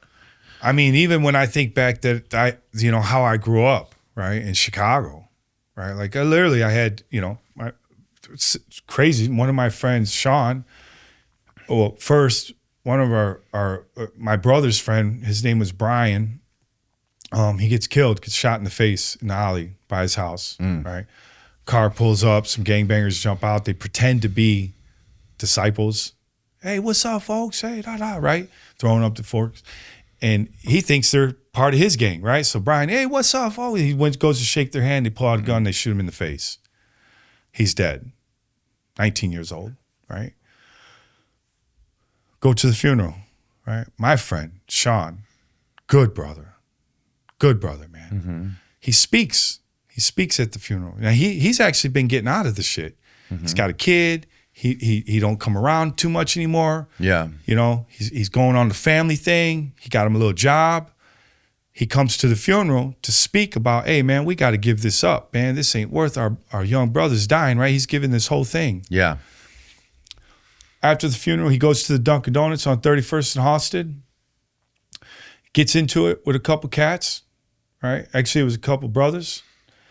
They were having a hard time with the cash register. You know, they were giving her a problem. He kind of like, hey man, calm down, man. You know, you ain't got to get crazy with her. They got a little uptight about it. He just took his stuff, turned around, walked out. They shot him in the back, killed him in front of his baby and his mom, baby's mom. Jesus Christ! Right. So when you have those types of things happen in a place, in a country, in a city, and whatever, you have to question, man, what is going on? What is going on to where this is such a common thing that people don't even care anymore? Right. That's the real sadness about it all. Yeah. Right. You'll protest for something, but not for another. Right. There's a lot of things that we could probably come up with to say, hey, we need to change. You know, how about change this department that's been selling us drugs for all these years, right? Or how about this? But it doesn't happen, right? And then there's no accountability. That's even more concerning, that these cats can do things with no accountability. There's no one to stop them. And I mean, they'll stop me quick, right? You do something that's not in accordance with what is in the law, you're going to prison. I was in prison with guys that had 20, 30, 40 years for crack. Okay? Like, I mean, you're like, really 30 years, man? Yeah. Right? And even when I would see them like go after political opponents about like Trump, right? Lock them up for life. Really? Even if you don't like the guy, why do you want to take someone's life like that? Whether you do or not. Mm-hmm. You know, it's just like people are becoming so aggressive in this tribalism that, man, it really concerns me that it really will split this country in half. You know, there was an old book that I read, a Russian philosopher, man. It was a really old book, and I read it like probably 30 years ago, and he had predicted the splitting of the United States. That it's political. Yeah. I wish I could. If I remember the book, I'll send it to you, man. You'd think you'd really dig it. It was a Russian philosopher. Probably get to Google it. But he was talking about how the politics of the country would rip it apart. Tribalism would. Yeah. Right? And now you're really seeing it on the highest level. Yeah. Right? Yeah, you can see it fester the most with things like the shooting, the ICE shooting or whatever, where it's that might be him. Yeah. No, this guy's pretty modern though. Is he? This guy's Well, I read that book when I was This guy was born in 58. Is this guy, how old was this Russian philosopher? So apparently with political things like the shooting that just happened, I've noticed you can't ask anybody their opinion on it because it just comes with political baggage. Yeah. Right? It does, like, their opinion on it is directly correlated with whether they're left or right. Left or right. Right? Rather than just saying, damn, it sucks. There's no, you can't look at that in a vacuum and assess it. And what's even more like fascinating to me is like how people can see it so differently, the same video. Exactly. Right? Oh, he had the right to shoot her, and this side, no, he didn't, right? Right. Like they're seeing it like he could have got out of the way. He did get out of the way. Yeah, it's right? either you play stupid games, you win stupid prizes, stupid bitch shouldn't have been fucking there, or whatever. Like, yes, that's true. Yeah. Also, is it possible that that dude just wasn't trained enough, and that dude he shouldn't have done that, and a guy, a Delta SEAL team dude or a Navy guy wouldn't. The guys who kidnapped Maduro, if they were there, that wouldn't have happened. They would have just hit her with their frequency and snatched her out of the car. Well, my point was like they're more trained for that kind of situation. They would not be fearing for their lives if some lesbian poet was like pulling her Subaru around the corner. Well, even the fact they said he got dragged and got 30 stitches. So like a few months ago, I guess he got dragged by a car. Well, I know I got shot, right? So like guns freak me out. I hate guns. I don't like them around me. I don't have none in my house. I don't. If someone has one, I don't want to be near it. You know, I just have a real bad thing with it. Sure. So this guy gets dragged, right? Which had to be pretty traumatic. Yeah. Right. And you're gonna let him go right back out there, knowing that they're using cars to. Again, common sense. He probably shouldn't be there. Right. He just got dragged. If he even gets an inkling that he might be hit, he's going to respond in a very negative way. Right. Right. Like that's just kind of common sense to me, man. Yeah. You know? And there's these videos of these dudes just straight up arresting American citizens for not having their papers. Yeah. Like I saw a video this morning of a guy, like I think he was a Mexican dude, but he was a legal, registered American citizen. Yeah. And they were stripping him of all of his stuff. Like, oh, he's got a gun on him. He's like, yeah, it's a registered firearm because I'm an American citizen. Yeah. You fuck. And they were like ripping all of his stuff off. They threw him in handcuffs, threw him in the back of the car. Like, it's like, what is this? Like, it's like the Gestapo, jackbooted thugs pulling up on people, like asking you for your papers. Yeah, I got to see it in Chicago. It freaked me out. I was coming down, going to my gallery, and the ICE jumped off. It was near a construction site, and they jumped out everywhere and just started chasing them. And I was like, "Wow, man, this is scary," because they're all like SWAT teamed out and shit, you know. Bro. And you're like, okay. Here's the thing is, and this is why I even tell people that condone that, right? That say this is good, right? Yeah. When fuck yeah, America. Yeah, but here's what they don't realize. Yeah. America has the ability to teeter-totter all the time, man. Right? Yes. So who you think, like I remember when Biden was in there and there were some things that the feds got a little aggressive on some things. Like, well, take an example, January 6th, they arrested 1,300 people, right? Exactly. And this side said, oh, that's terrible, police state. And they were sending FBI SWAT teams in there to grab them people and stuff. Like it was something, I watched a video of this old couple from Alaska who said they were just there walking through, you know, but the feds came up there, seen them on the camera, right? What happens now? Now it switches, right? The government switched, and now they're using what is important to them. Yes. And that's where it comes back to the robots. Who's ever in control of Who's ever in control of the robots. And we can pretty much be guaranteed it ain't always going to be the same person. Right. Right? That's the problem. That is the problem. That's the problem. So how do we fix that, you know? But, you know, anyway, like, want to go back to the money? Well, I wanted to ask, like, you come from one of the worst places, inner cities in this country. Yeah. Probably the worst, right? Maybe one, Chirac, South Side. How do you fix that? How do you fix that problem as a country, in your opinion? I mean, wow, that's deep, right? You know, but how for me, when I look back, what would have helped me, right? What's helped me now is I told you I have great people around me. Right? I have some of the best mentors right now. Yeah. Okay. Which I was lacking my whole life. Right. I got people now that if I'm getting into a situation that I don't understand, I can go to them and I trust them and they give me feedback that I take in. Right. So I'm reaching out and then I'm taking in. Right. And then I'm responding. Right. I'm responding from what they're telling me. Okay, that makes sense. Rather than just listening, whoa, yeah, and then go keep doing what I'm doing. For the neighborhoods, I think you have to keep the kids active, right? You have to give them something to do. There was nothing for us to do in our neighborhood. I mean, we had basketball rims, we had public playgrounds, right? But there was nothing for them. There was even work, right? Like where did these kids, like say Inglewood? So I lived on 31st Street in Halsted, but if you go a little further down, it's called Inglewood. You can look up Inglewood, one of the most dangerous neighborhoods in maybe the world. Okay, Inglewood. It's from like 55th to like 79th. It's a war zone, a death trap. You know, it's just terrible. I would go over there. I had a couple brothers, man, that I would go over there to visit, man, right? And there was no hope. Right? There was nothing for them to hope for. There was no industry there for them to get a job, right? There was no programs to help them find a way to get out of this. I mean, there was no education, right? For me, I think the biggest thing to really help the impoverished is to educate them, right? Like educate them on finances, educate them on, social skills, right? There's no education to teach the people on how to be better, right? And then what happens? You're around the same people, right?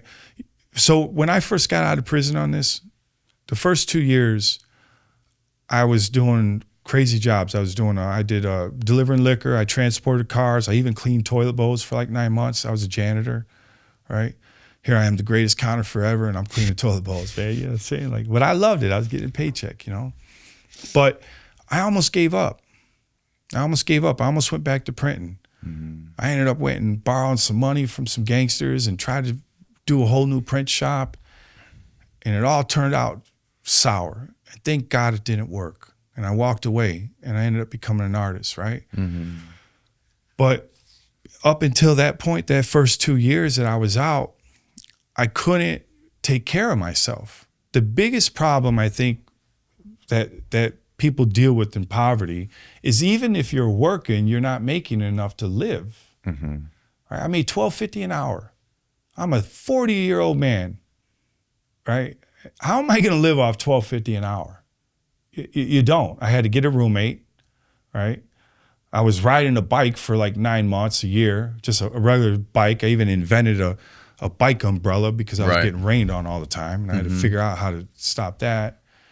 But you have to give people a belief that they can actually take care of themselves, right? Yeah. And a lot of people in the poor neighborhoods, they don't believe that. They don't believe that there's a way that they can get out of it, right? Like I still go back to my neighborhood, right? Still go back I got family, friends. I still go there, right? And there's still generational poverty. I go back by the projects and there's a guy that I grew up with who now his kids are living in there. And now they're having kids, right? So how do you stop that? How do you stop that part, right? The generational poverty, right? Yep. But I almost feel like it's designed that way because the rich design it to keep it. When I tell you I've been around a lot of the elitist world, they have family offices that plan their wealth. They got 20-year, 50-year, 100-year plans. When the first time I heard that they were doing a 50-year plan, one of my friends was going through his family office and they were trying to plan 50 years they think ahead. How the hell you do that? Yeah. They're not thinking in 1 year, 6 months, 5. These cats are thinking of how to keep their wealth forever. Right. Right. And then they train their children on how to do it. Right. Yep. It's all training. It's all education. So how do you take like schooling, right? Like, so my son, he goes to a private school, right? He could speak Latin to you right now. He's out there right now, Da Vinci, his name is Da Vinci, and he is a Da Vinci. He's brilliant. He's out there right now building something crazy, right? Yeah. But you could go out there and he'll speak Latin to you. Why? Because I'm training him. Right. I'm putting him in a place to be trained. Right. And it's environment. It's environment. When you're born into a situation where crime and thuggery and gangs and violence is all you're exposed to. It's all your parents know. It's all your siblings know. It's all your friends know. Yeah. How can you find an exit to that? It's difficult, And for me, I think a lot of it has to do with I was never content. So when we used to walk around in the projects, I always felt like there was something more for me. Right? I didn't want this to be my life, right? I wanted something more. And so for me, how could I become the best at what I was doing, which was the money, right? At some point I started doing the money. And so I've always had that drive to not live like that, right? Right. Right. To not let my children go through what I did, right? So, but that's a personal choice. So how do you program people to have a personal choice to do the right thing? I don't know, because that's really a tough thing. And then is it even capable? Because our society is set up for you think about it, during the early English kings, right? You had your kings, you had your counts, you had your dukes, you had your serfs, right? you had your different levels of society that did different things. You know, this Duke had this amount of land. He had 10 farmers on his land, 3 pig farmers, right? And then they would bring their crop up to the Duke, and then he would give his percentage to the king. This whole economics, and it really comes down to economics. How do you change the poverty? You change the system. Right. Right. You can't give to people because then they don't appreciate it. Right. Right. And then what happens if you have to actually experience that system to be able to work your way up? Absolutely. Right. If you're completely excluded from that system from birth, and now you're in your 20s or 30s, how are you ever going to integrate? You won't. And you don't. And you also don't know anyone who's a part of that system. Yeah. It's like a guy getting out of prison, man. I call it the 5, 10, 15, 20 year like glaze, right? So a guy that's been in prison for 5 years, there's something starts happening to his eyes. You ever went to a zoo and you looked at the line and his eyes just look like blank, like there's no, right? It happens to humans too. And it's a scary look, man. When you like you the go, Shamu at SeaWorld. Oh yeah, Shamu and SeaWorld. The fin starts drooping. Yeah, and their or you know eyes he's have, drowning the trainers. Yeah, and that's how it is for guys in prison. So here you got a guy that you put in prison for 20 years because he grew up poor and didn't know any other way, and then you let him back out with nothing, right?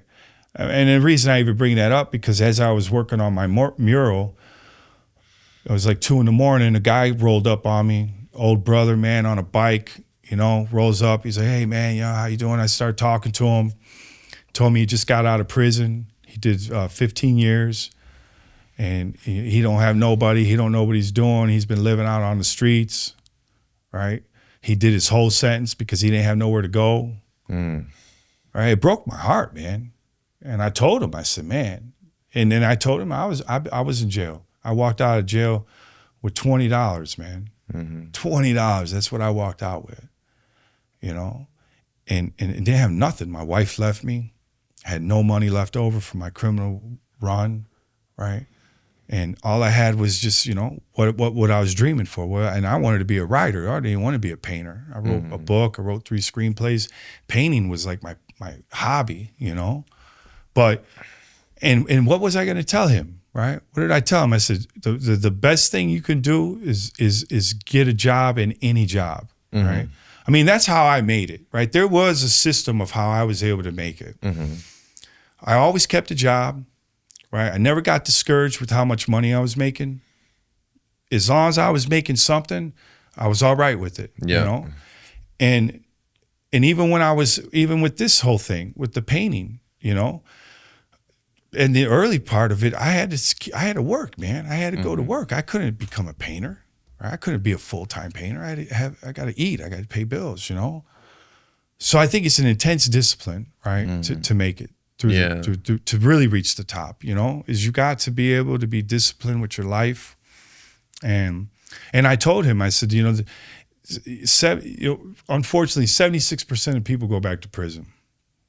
So if, you know, 10 guys there, 7 of them are going back, 3 are maybe make it, right? That's crazy. It's crazy, man. You know, I went back 3 times, man. I couldn't break the cycle, right? Art saved me, right? That's why I'm here. You know, I had told myself I would rather paint on the beach with nothing than sit in a cell with a smelly, snoring animal, right? You know what I'm saying? Like, I'm tired of it. I was tired of it. So how do you change it? You know, I think it takes a community.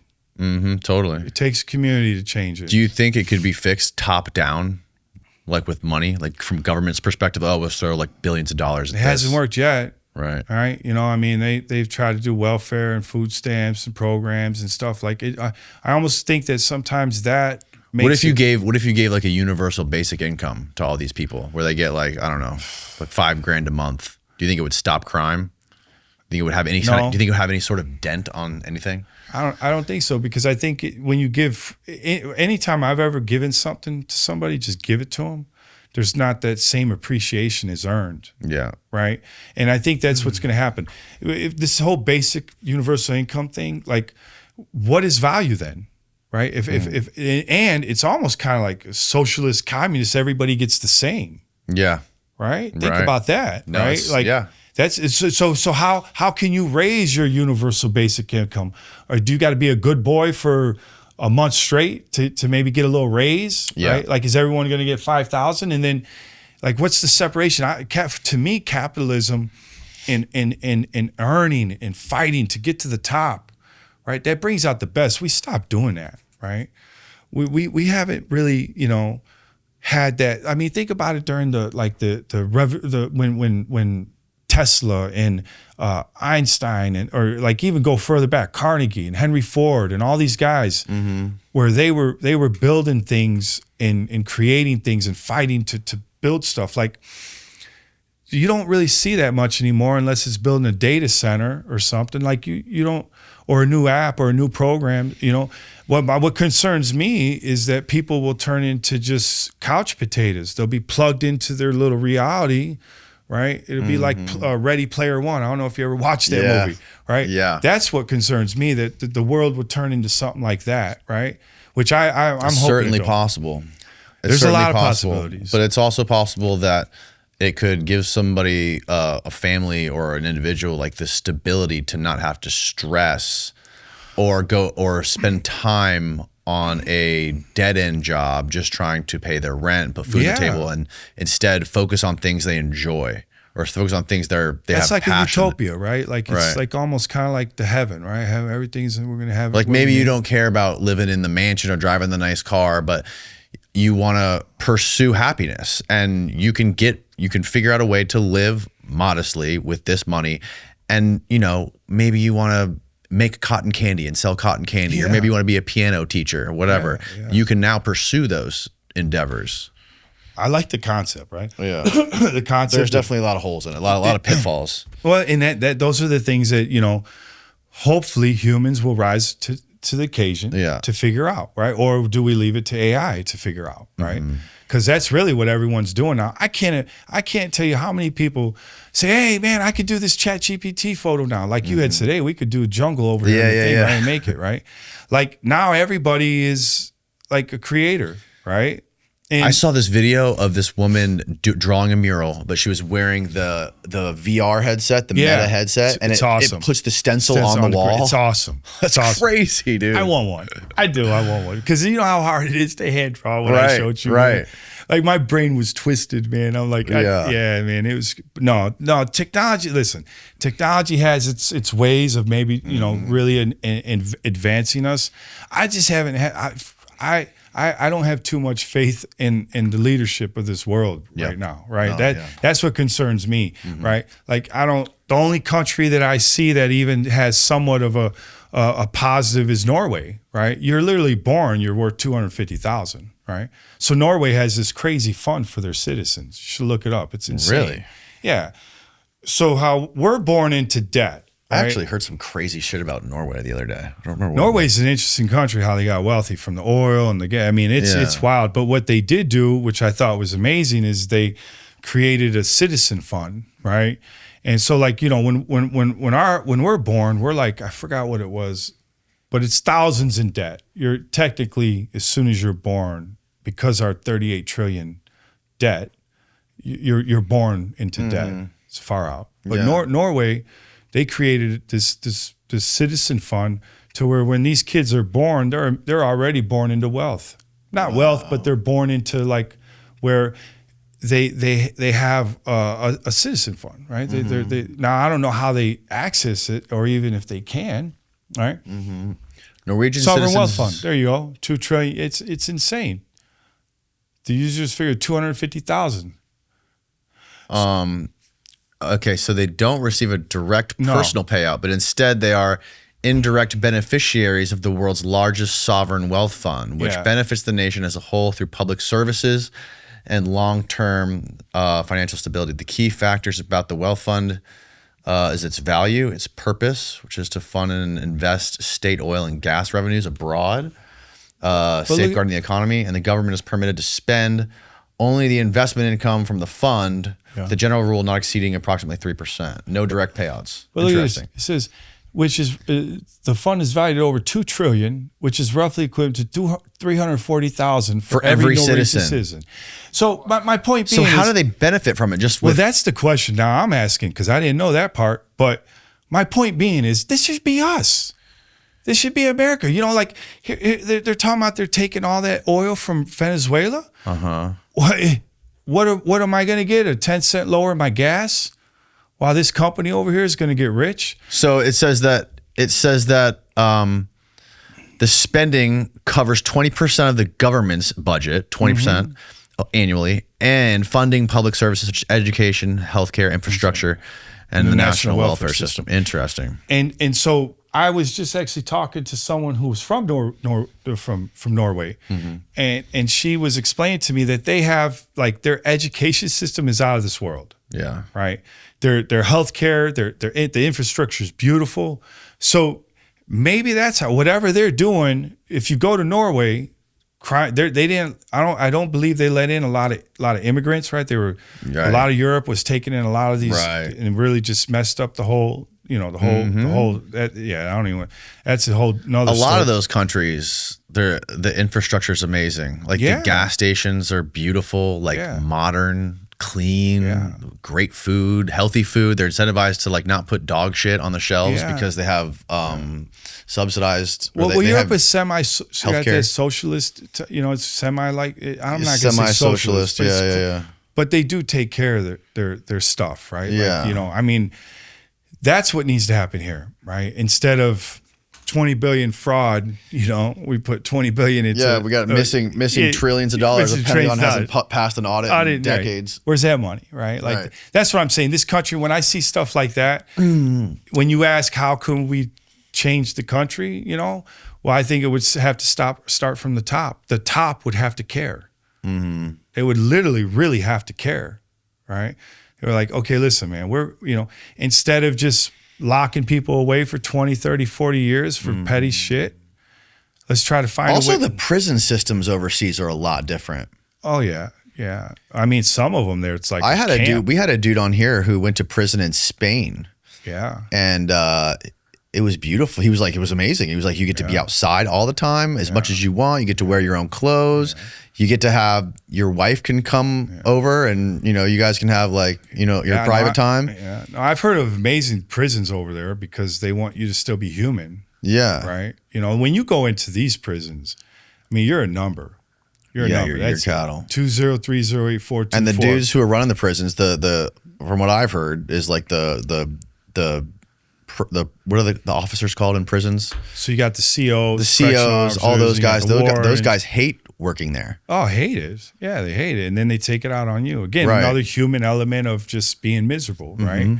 You know, so, yeah, I mean, prison for me, like I had seen some really rough shit. You know, I was fortunate because I grew up the way I did. So when I went to prison, I wasn't walking around all fearful, but it was terrible, man, the way that white people got treated, you know, like that segregation is hardcore in prison from what I've heard. Super hardcore. I did the whites, Mexicans, the blacks, they all. Oh yeah. The segregation is like, it's, well, I'll tell you, I got into it with the few people because of it. You know, one I didn't want to join the Aryan Nation. Yeah, they want you to be a skinhead. And I didn't want to do that, and that turned into something. But you got to be like protected by a certain group of people. You got to join their club. Yeah.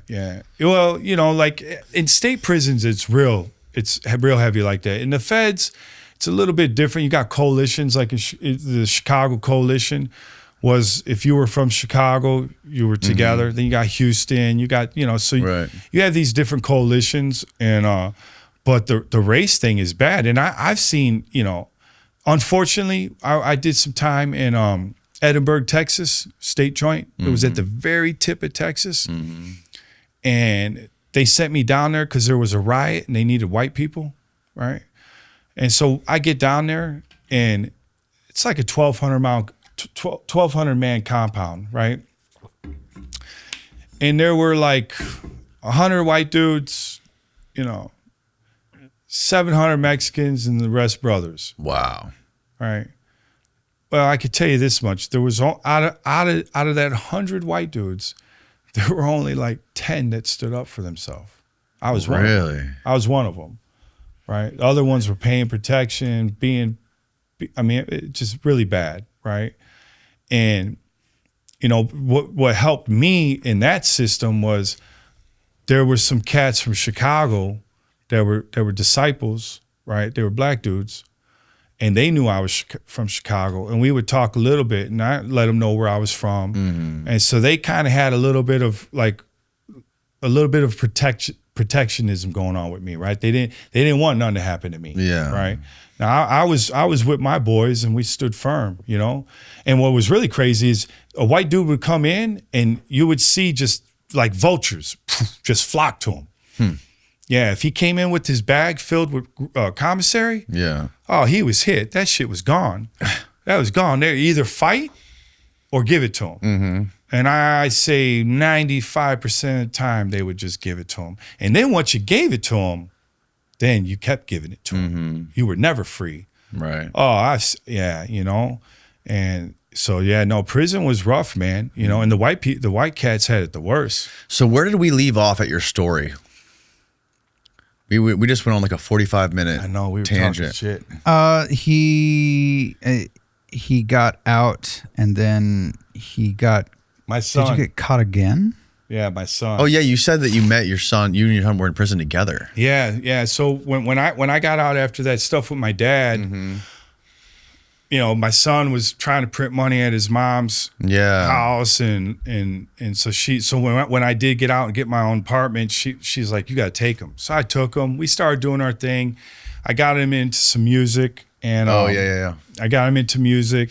I went and pulled some money out that I had buried. Tried to sell it. They wouldn't buy it. They wanted the euro, right? They were like, look at man, right now if you could do the euro for us, we'll take as many as you can. I never printed the euro. I didn't know shit. That's where we left off. We're talking about digital currency in the UK. In the UK, I didn't know shit about the euro. So I ended up starting to figure out the euro, started trying to break it. It was actually kind of fun because it was new, right? It was something new. And I knew I could get rid of it, and I knew it was going overseas, so I knew it wasn't going to be here. And so it fit all the perfect crime to me, right? I thought it was like, this was the perfect crime. Yeah.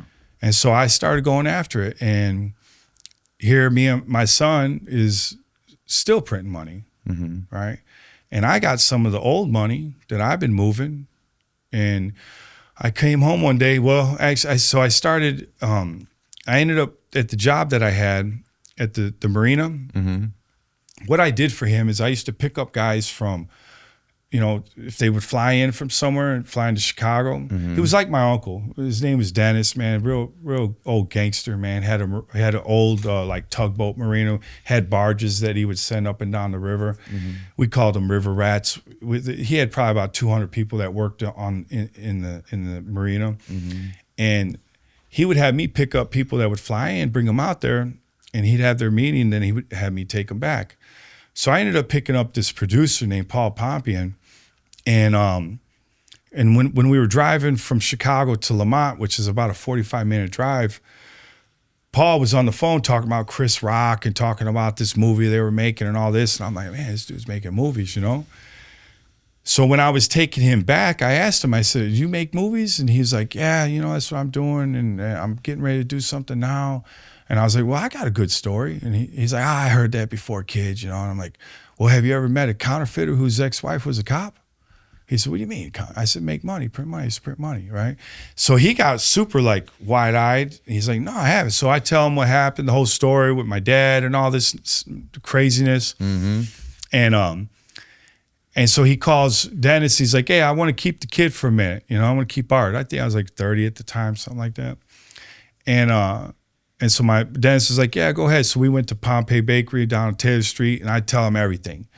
So he calls some agent, Mickey Frielberg, who did the Flags of Our Fathers with Clint Eastwood, right? And he says, hey, I got this kid you got to meet, man. This crazy story about him printing money. So they fly me out to L.A. I meet Mickey, talk to a couple writers. Nothing came of it. They wanted to option my life rights. So I do it. I'm thinking, this is great. They're going to make a movie, right? And And then, go back to Chicago. So here I am dealing with this Hollywood thing. I got my son now, and I'm trying to break the euro. Like I'm all jacked up right now, man. Like twisted in every direction, right? And but I'm really hoping, man, that this, because they kept telling me, man, this movie's gonna get fast tracked. It's gonna happen quick. You know how that shit That's goes. how they do it. Yeah, that's how they do it. The little carrot in front of you, you know? And I was really believing in it though, like because they're flying me places. And then I ended up meeting Jason Kirsten. They wrote a Rolling Stone article about me. Mm-hmm. The Rolling Stone article went crazy. This is before social media and stuff, right? Yep. But we start getting contacted from Ron Howard, George, all these big time cats to make the movie, And then Jason decides that he's going to write the book. Right. And that's where The Last Counterfeiter came from. Right. Well, it was the Art of Making Money, but then it got expanded because they did a re thing because of my art. But so anyway, so they make this article, the Rolling Stone magazine, and it comes out.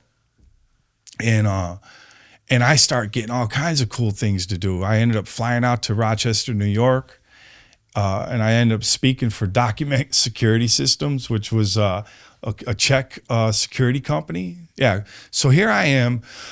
I got this Rolling Stone article out. I'm trying to get my son into the music. Unbeknownst to me, he's playing with money, right?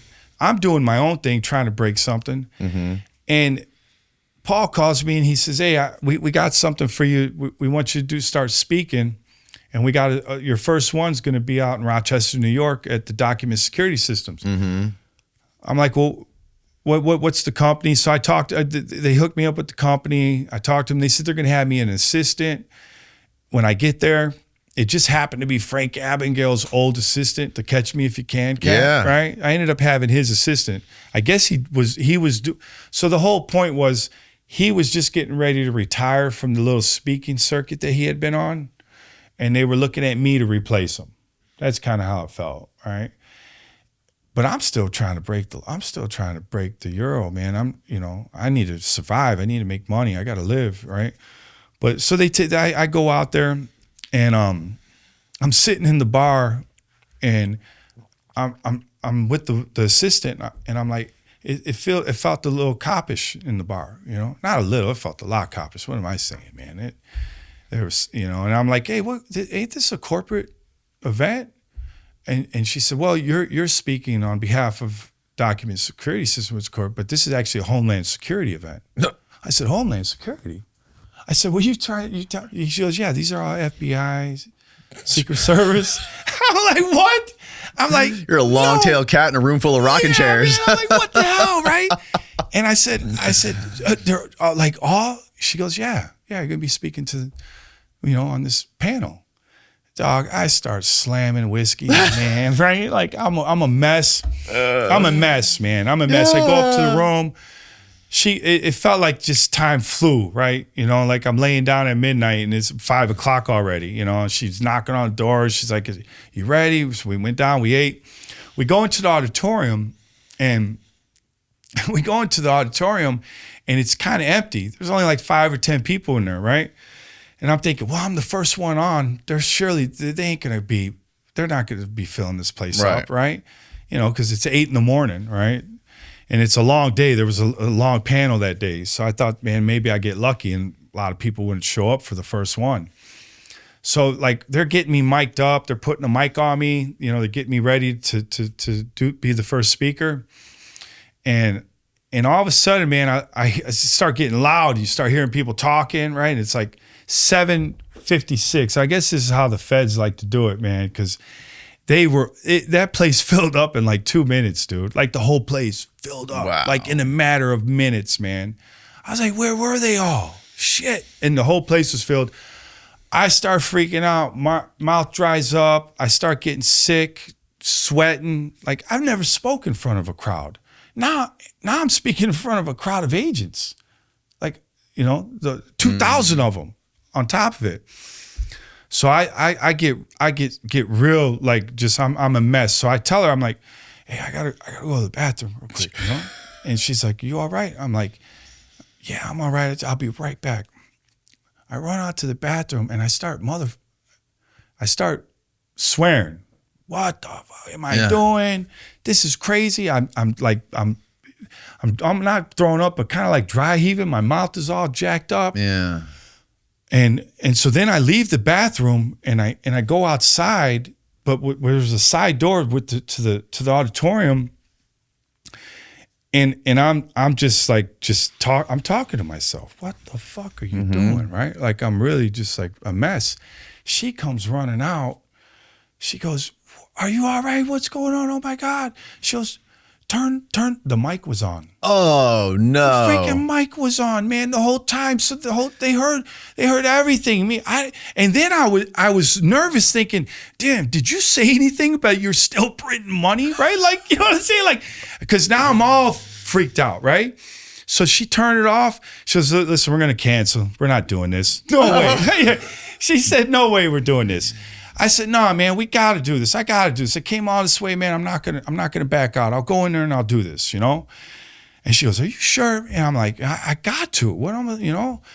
So I go back in there, dude. I tell you, when I walked into that auditorium, man, I had 2,000 people looking at me, man, and you couldn't hear shit, man. Like you couldn't hear, and they were just staring at me, and I was just like, I felt so small. I walked up to the front, I sat down, and I'm telling myself, "You gotta do this, you gotta do this, you gotta do this." Like because I'm one of them dudes. I talk to myself a little bit in my mind, you know. Yeah. Kind of self-motivation, man, you know, before you jump off the dam, you know? And so then they get up there and they introduce me and I go up on the stage and I just freeze. I just froze. I couldn't talk, I couldn't think, I couldn't do nothing. And I'm just like this. And I could see her like, "Come on, man, come on." And then finally, I seen this this beautiful woman. She was a federal agent, but she had silver hair. She was real older, probably like mid-50s, and she said, "You're all right, baby." But she like lipped it to me, right? "You're all right. You're all right. You can do this." She kept like trying to see, you know, which it should have been her telling me that, you know, instead of the agent. But when she did that, I said, "Listen, man." I said, this is my first time doing this. And usually when I'm around federal agents, I'm going to prison. And so they start laughing. It broke the ice. And it was the most amazing thing that I had ever done. I spoke for like an hour, took questions for like 45 minutes, ended up getting to sit at the table with the Homeland Security, you know, guy. No way. Yeah, I got to see. It was awesome. Yeah, he was joking around. He's like, "Yeah, I used to make licenses when I was in high school, you know?" So we got a little laugh. And I think that was the first time, because when I went back to Chicago, I really felt like I wanted to change. You know, like I really liked that. I enjoyed being like around, just being legitimate, you know, and having some purpose, right? It felt, and I was really I was tormented, man, because here I am, I got to do this and I got to take care of my son. And then I got this Hollywood shit going on. And, you know, it was just one of them real confusing times. You know, confusion brings chaos, right? And that's what happened. Chaos hit me. Yep. I come home one day, my son's printing money in their house. I run all his friends out. He runs out, I chase him. I catch him on the street. We're arguing. I grab him. He throws the money. A Chicago police officer was passing by, sees the money in there, gets out. I said, "Man, this is my son. I got this. I'll take care of this." And he asked me my name. I told him. And as soon as he heard my name, he said, "Get around, turn around." And he arrested me. I guess he knew, you know, because I'm kind of known in Chicago. I mean, now for sure, you know, but, you know, back then, still the neighborhood guy, you know. Secret Service came and they were like, "All right, we're going to figure this out. We know these 20s aren't yours, da, da, da." Unbeknownst to me, one of the hundreds that I had pulled out of the ground, my son had. So my indictment, I probably got the shortest indictment in federal history. I swear. One paragraph, possession of $1,200, 20s, and then 100. And that 100 was what nailed me. Wow. What's crazy is they pretended they were kind of going along like, "We know this ain't yours. We know this ain't yours." They take me down to the Secret Service station, put me in the cell, and they leave me in there for a while. They finally come back and they're like, we're about to go into your place. So they felt like they knew where my print shop was, right? And I said, what are you talking about? I said, we finally got you. You know, because for a counterfeiter, you know, it's really hard to get a lot of time unless you really get busted with the equipment. If you get busted with the equipment, like an offset press and this, you're going to get 20 years, 30 years. But if it's just like a conspiracy low, you're not going to really get slammed. Yeah. Right. So I've always been really careful about my equipment, right? Like trying to keep it at, because for one, the shit's heavy. It's not easily moved, right? It's 700 pounds, 800 pounds. And so, but what happened, what they didn't know is 3 weeks prior, before all this happening, my landlord, an old time, Ricky Benny, had sold the building and told me I needed to get out of there. So we went in there, another Matrix type of moment, right? We go in there and I cleaned the whole place out. We moved it to a different spot. And they had helicopters. It was on the news. They SWAT teamed the place and there was nothing in there. It was completely empty. Wow. Completely empty. And they were pissed. Ooh-wee, man. The next morning, they took me to court for bond hearing, and they're holding my arm, and they're like, oh, you think you're funny. You think you're funny. I'm like, I said, I didn't lie to you. I said, I'm a counterfeiter, but not a liar. You know, I told you there wasn't nothing there. And, man, you know, and then they ended up, you know, I ended up getting bond, and, you know, it took a while for me to get jammed up, you know, get my sentence, and I fought it for like 9 months. A lot of shit happened in between there. You know, the Rolling Stone article ended up turning into a book deal. Like right before I'm getting sentenced. This is how crazy life can be, right? So here it is. I'm fighting. The movie producers are saying, hey man, you're only gonna get a couple years. You're gonna be out. We'll do the movie. It'll be all right. The book goes up for auction. The agent Mickey, he gets some big boys, Hugh Mifflin, Random House, like all the top dogs, right? And I'm sitting in my basement, and they're doing an auction for the book rights, and it starts at 100,000. It stops at 1.4 million. 1.4 million for my book rights.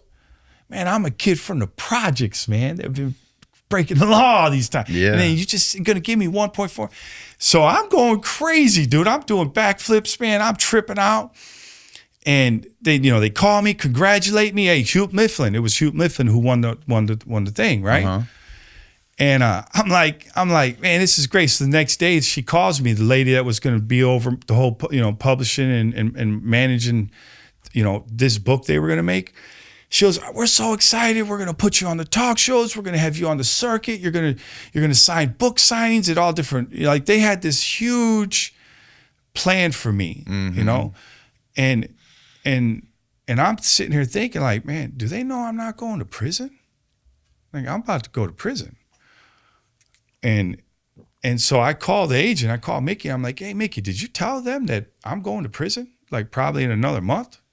They're talking about me going and, going to book tours and doing book signings and going on talk show radios and all this shit. I said, did you let him know? He's like, nah, we were just going to wait till the deal was signed and we got the check. I said, nah, man, you can't do that. You can't do that. I'm not down for that. He's like, what do you mean? It's 1.4 million. Screw it. Stop having morals here. You're a criminal. Like literally, he was super pissed with me, man. Yeah. He said, you're a criminal, be a criminal. Like, I'm like, nah, man, I ain't a cheat though. Right. I said, I ain't doing it. You let her know if they still want, but I ain't doing that, man. So they did, and Hugh Mifflin dropped it. No way. Yeah, they dropped it. It sucked, man. It was sucked. And then I ended up getting sentenced like a month later, 2 months later. Movie people were pissed at me, weren't talking to me. The book writer wouldn't talk to me because they were mad that I sabotaged the deal. And then like 2 months into my sentence, the writer got a hold of me and said, hey, Penguin wants to pick it up for $300. We're going to do it. I said, okay. I said, whatever. I'm cool, So they wrote the book. The book, I ended up going to prison, Manchester, and I started drawing money, past time writing. I wrote the book, Kane's Dagger, I showed you. And I basically, that book, because like I said, I've read a lot of books, studied a lot of history from Sumerians to, I love like Roman history is one of my favorites. Yeah. Right. I love Asian history, right? The Chinese emperors and stuff. Like I love samurai. I did a real long stint with samurais. I was fascinated with the samurai for a minute, right? Yeah. So I'm a real history buff with things, and so with this, and then I studied a lot of like secret society stuff, Solomon Knights. I mean, I went deep into all kinds of stuff, man. You know, and I just took everything that I had in my mind and just kind of combined it into that. Wow. It was pretty awesome, man. It was a great thing. And I started painting, of course. You know, I started a painting doing class, shows, galleries. Well, that was wild, you know, because so when you know, after my sentence came, you know, my son ends up coming to prison. We're together. He's doing music. I'm doing writing and painting. We got this grand scheme. He's gonna, you know, he's gonna be a famous rapper. I'm gonna be a famous writer. And none of it happened, right? I ended up becoming a painter, and he's driving a trash truck, right? But he loves it. He loves his trash truck. He actually does pretty well with that trash truck, you know. And but when I got out, you know, I published that book, self-published. Nothing happened, you know. And then I had probably like 8 paintings that I did in prison. I did a show, couldn't sell none of them. And so it got into a place where I was like, man, this shit's a lot harder than just like making a book and you're gonna do great, or making a painting and you're gonna sell it, you know. And you know, I learned the hard way that it doesn't work that way, you know. And after like 2 years of that, I almost went back to print money. I ended up meeting a really cool cat, Joe Cacciatore. He owns Lakeside Bank. It's a bank up in Chicago. He kind of took me under his wing, stopped me from making a really bad decision. He was bringing in artists from all over the world to do murals on his building, and he needed an assistant for them, a resident artist. So he put me on, man. So I got these artists, and I'm helping getting their stuff, working the lift, you know, helping them put the murals on. So my art is just self-taught, you know. I've been real fortunate to be around other artists that I could take a little something from, and I create my own thing, you know. And then that lasted for a little while, and then I ended up that job ended, and I started painting houses for the union. Kind of gave up art painting again because it just didn't seem like you get through that ceiling, you know. And then a series of events. I lost my job, my car blew up, and my house burned down. Like literally, like boom, boom, boom. If shit comes in threes, it came, you know. And the only thing that survived the house, I actually even posted it on my Facebook, man. It was like June or 13th of 2017. It's on my Facebook now. You could see where the flames were coming up behind this painting that I did for my brother. You know, my brother's gone, but it was about mental illness. And it was the only thing, you know, if the water or fire didn't destroy it, you know, shit was just, it was a mess. But that painting survived. You could see where the flames were coming up behind. It was kind of cool. But it made me think of my bro, and my bro used to always tell me, Art, it's your art that's going to make it for you. I never believed that, but he did.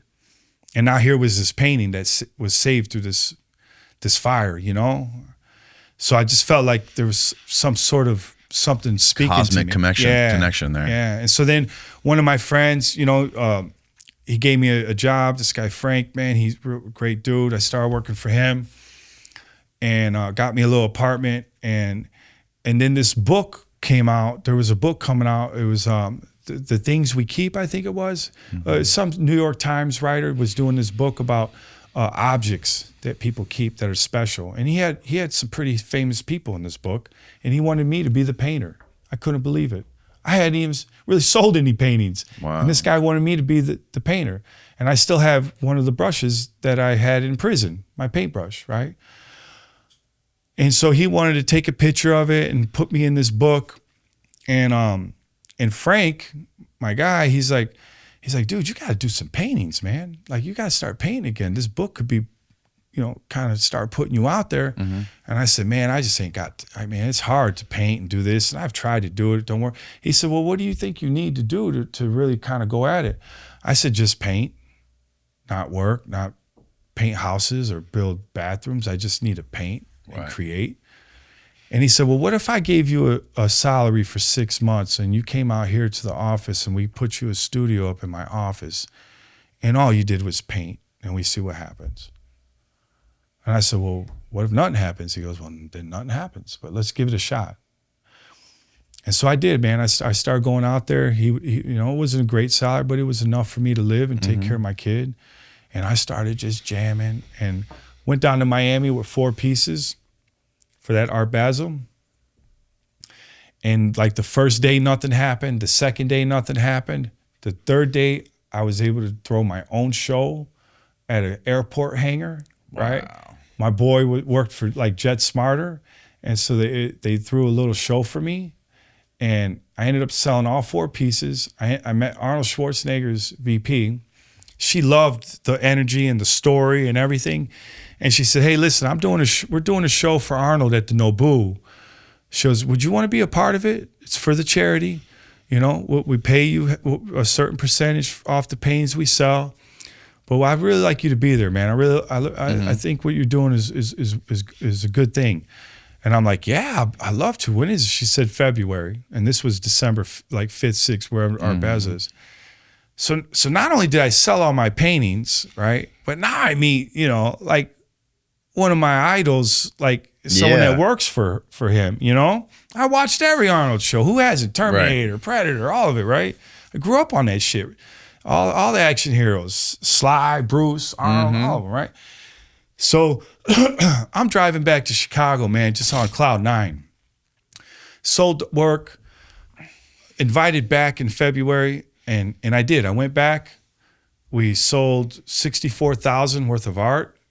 I gave Arnold his part. And then they were so impressed with everything. They said, hey, Arnold does a show once a year at his house in LA, and you've been invited. I said, what? That's amazing. To Arnold's house? And they were like, yeah, to Arnold's house, man. And dude, you don't even know, man, how I was feeling, right? Like I was feeling like I was on top of the world, you know? And that was in June. So I had some months to get ready. I had a little money, so I wasn't stressed. And so, man, I just started rocking, bro. I started rocking. I started painting like I never painted in my life, man. And I rented an SUV, and I drove all the way out to LA from Chicago. I had like 13, maybe 15 paintings. I forgot. I was only allowed to show 3 at Arnold's. But I said to myself, I'm like, man, you're going to meet someone, so make sure you have some extra stuff in the hotel room. And so what happens, man, I get out there. First off, I was told I couldn't come 2 weeks before it because of security reasons, because of my past. So I was like, I was devastated. She called me. She goes, Art, I'm so sorry, man. The state police that guard Arnold, they denied your entry because he still has people that, you know, he's got bodyguards, right? And he said, but we got one more shot at this. They're going to shoot your file off to DC, to the Secret Service, and then Arnold makes the last call, right? And I'm going to fight for you, man. And so I'm like, all right, man. But I just kept working like I was going, right? Like I was hurt and I was a little nervous, of course, you know, but I felt like, man, I'm going to go. And they called me like 5 days before. Hey, you're not going to believe this. Arnold gave the go. The Secret Service in DC said you were clean. And so Arnold, we all had a meeting, and Arnold said, yeah, let him come. And so I was so excited, man. I got that truck, man. I loaded everything. I drove all the way out to LA. I put all the extra paintings in my hotel room. Frank flies out there. And so the theme was a cowboy theme, right? So Arnold has these themed parties, right? So it's a cowboy theme. So you got to dress like a cowboy. So I'm like, where am I gonna get a cowboy outfit? You know, and there happened to be a place I went, and I got all black. I got a black Wranglers, black shirt, and a black cowboy hat. So I look like Artie Cash, right? Like that's what I was calling myself, Artie Cash, right? Like Johnny Cash. And I was telling Frank, I'm like, Frank, how am I gonna stand out in this crowd? Like we're gonna be around superstars. Like what do we do? You know, and he goes, I don't know, you know. I was like, so then I came with this brilliant idea. I said, well, what if I put puzzle piece hundreds around the top of my hat? I'll show you the hat. It's crazy. And I show you pictures of this shit. It was a crazy night. And And he's like, well, where the hell are we going to get 199600s? I said, from the bank. He goes, well, how are we going to get those? I said, well, we used to do this back in the day. You just walk in the bank, tell them that your daughter's birthday is 1996 and you want to give her a 199600. And they'll actually go through them all and they'll find one for you if they got it. Wow. Yeah, it was great. So we ended up walking down Sunset Boulevard, hitting all the banks looking for 199600. No shit. I said, it was great. That's incredible, We ended bro. up getting 3 of them. We come back to the hotel. I break them up into I draw puzzle pieces on them. And all night before the show, I'm working on this hat. I'm cutting out the hundreds into puzzles. I glued them real neat on the hat, perfect. And I told Frank, I said, whoever wins the auction, that's who I'm going to give the hat to. And when people come up to me asking about the hat, that's what I'm going to tell them.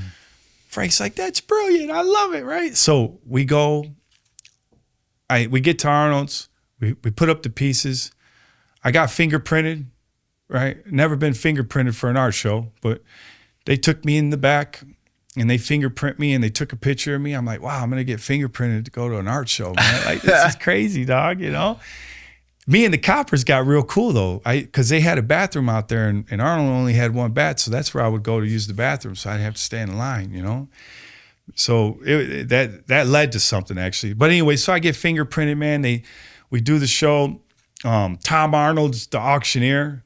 Tom Arnold, right? Yeah. So he's telling my story, and I'm in front of everybody. I mean, literally, Sylvester Stallone was there, Jason Statham, like everybody, man. And here I am at Arnold's house with a mic in my hand, telling my story. It was just wild. It was crazy. Like, how did I get there? You know? Yeah, man. So the piece auctioned off for $75,000 to the Rizzuto family. Beautiful family. I love them. And it was awesome. As soon as they hit the auctioneer, I took the hat off and gave it to Sergio Rizzuto, who was the son who wanted it. Because everyone that would come up to me asking about the hat worked perfect. Everybody was looking at the hundreds on the hat, right? And asking about it, right? Yeah. And Frank was like, Art, that was just awesome, man. Look at this thing, right? And everyone wanted the hat, right? People wanted. What's the deal with the hat? I'm like, whoever wins the auction tonight, I'm going to give it to him. Yeah. And the piece went for $75,000. Damn, right? You know? bro, that's amazing. And I gave the hat, you know. Yeah. So then I get real cool with. Look at that. Oh, there it is, right there. That's it, man. Me and Arnold. Yeah. There's the hat. Look at the hat. Look at the hat. Awesome, dog? That's amazing, bro. That hat's awesome, man. So anyway, you know, me and Arnold was awesome. He gave me a hug. He was the best. He gave me my shot, man. He without him, I wouldn't be here. That's incredible, bro. Yeah, he really is a great man. Like, he's a great man. He changed my life. He changed my life. He don't even know how much he changed my life. I got 3 beautiful children and a family now because I was able to stay free. Yeah. Right? Free. And because of this, you know. That's incredible, dude. That was a great night. That's powerful, dude. That's a powerful fucking story, man. Yeah. Well, it gets nuttier. So I leave out of there on cloud 9. The Rizzuto family says, hey, do you have any more art here? I'm like, I actually do. It's back at the hotel.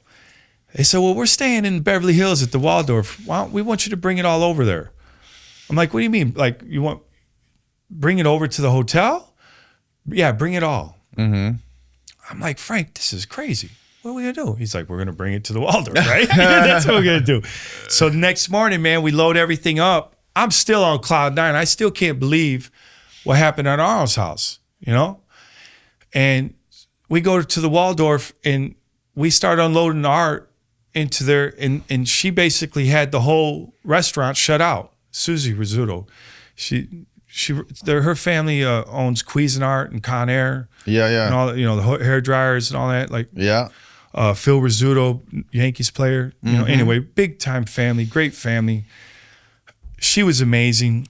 And so they're sitting in there, you know, and we're putting all the art up against the walls, man. It was like a real crazy moment, man. You know, here it is, just a South Sider, man, in Beverly Hills, just, you know, bringing all this art into the hotel. And she bought it all. No shit. She bought it all. Whoa. She bought every last one of them. And then continued. I mean, and I took the money I made from there.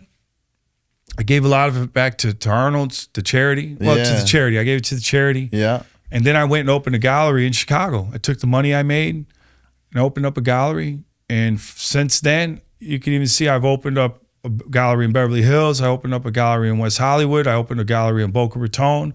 I now have a gallery in Lincoln Park in Chicago, on Chicago and Division, which is a beautiful area.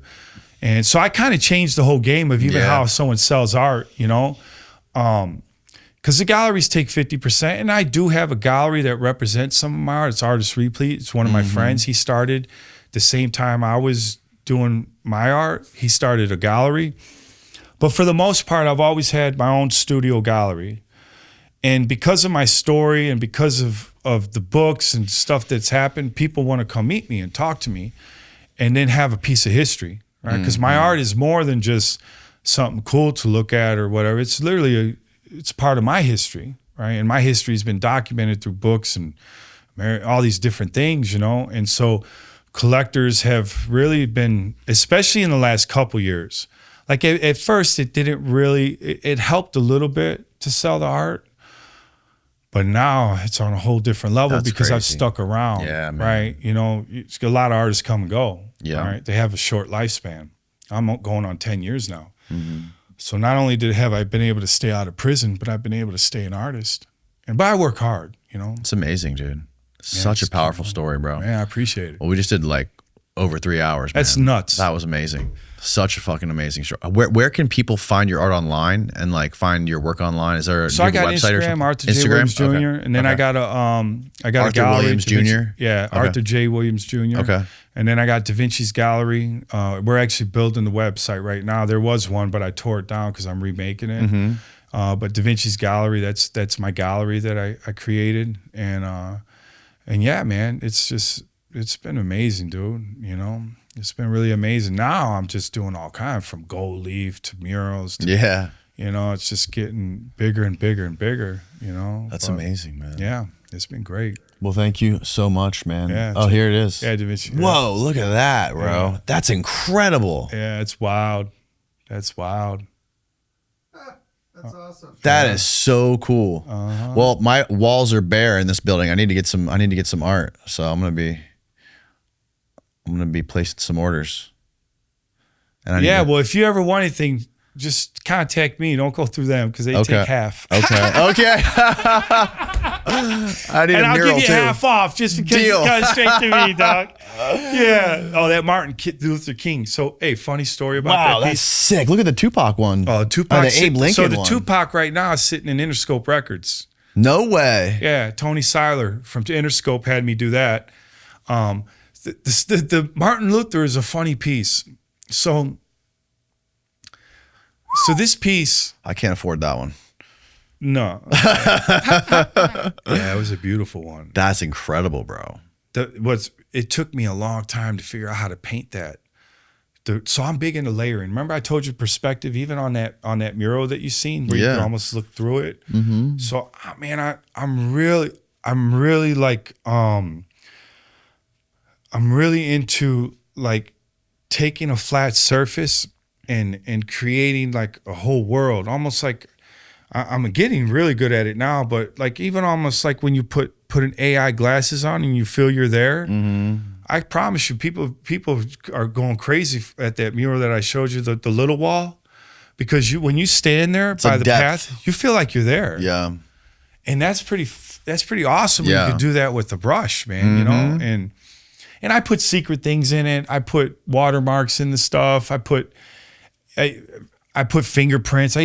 So when I sign a piece, I'll put my fingerprint on it. Oh, that's sick. Yeah, I got badass certificates for the Providence. They're like $100 bill certificates. Go back to the main one where it shows everything. Steve, go back. I want to see what else you got. That's my boy. Wow. Keep going. Dude, I really like the layer with the colors. Those are so cool. Those are fun. This is a lot of old. Yeah, Ben robbed the bank. So get away. That's incredible, bro. Man. And then right now I'm on some knockoffs. I'll show you some stuff that I have right now. Yeah, it's like on a whole nother level. Hell yeah, stuff. man. Yeah, I'm doing some really, really cool stuff right now. I mean, 2026 looks real good for me because I got some pretty big shows coming up.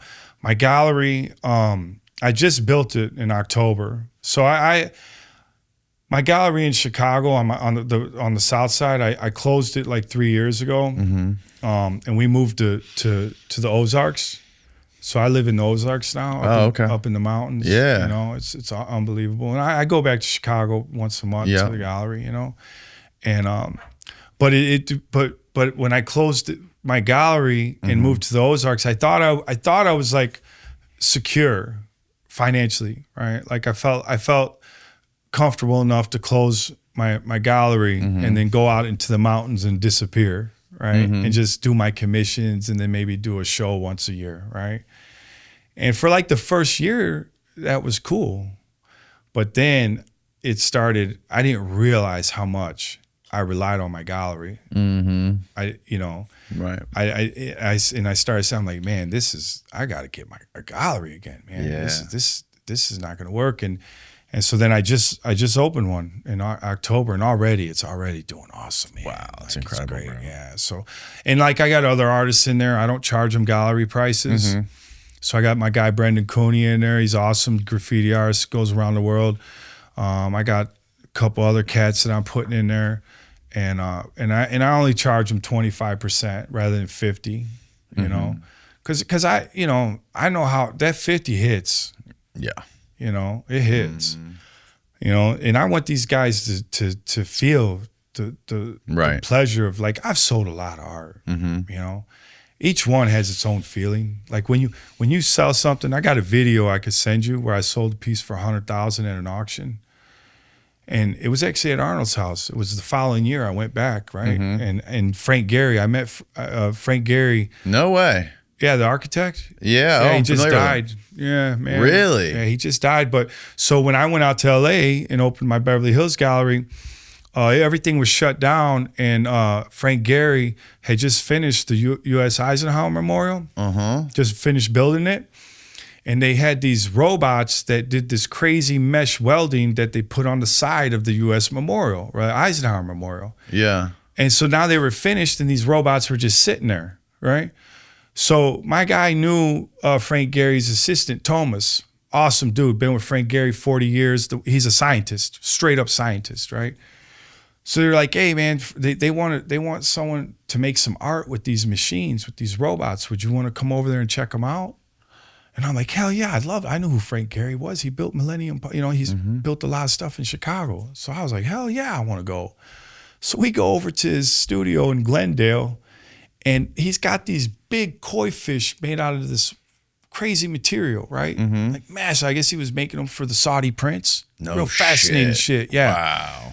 But anyway, so they're taking me on a tour, and they bring me to these robots, and they're telling me how we can use them and how we could change the colors.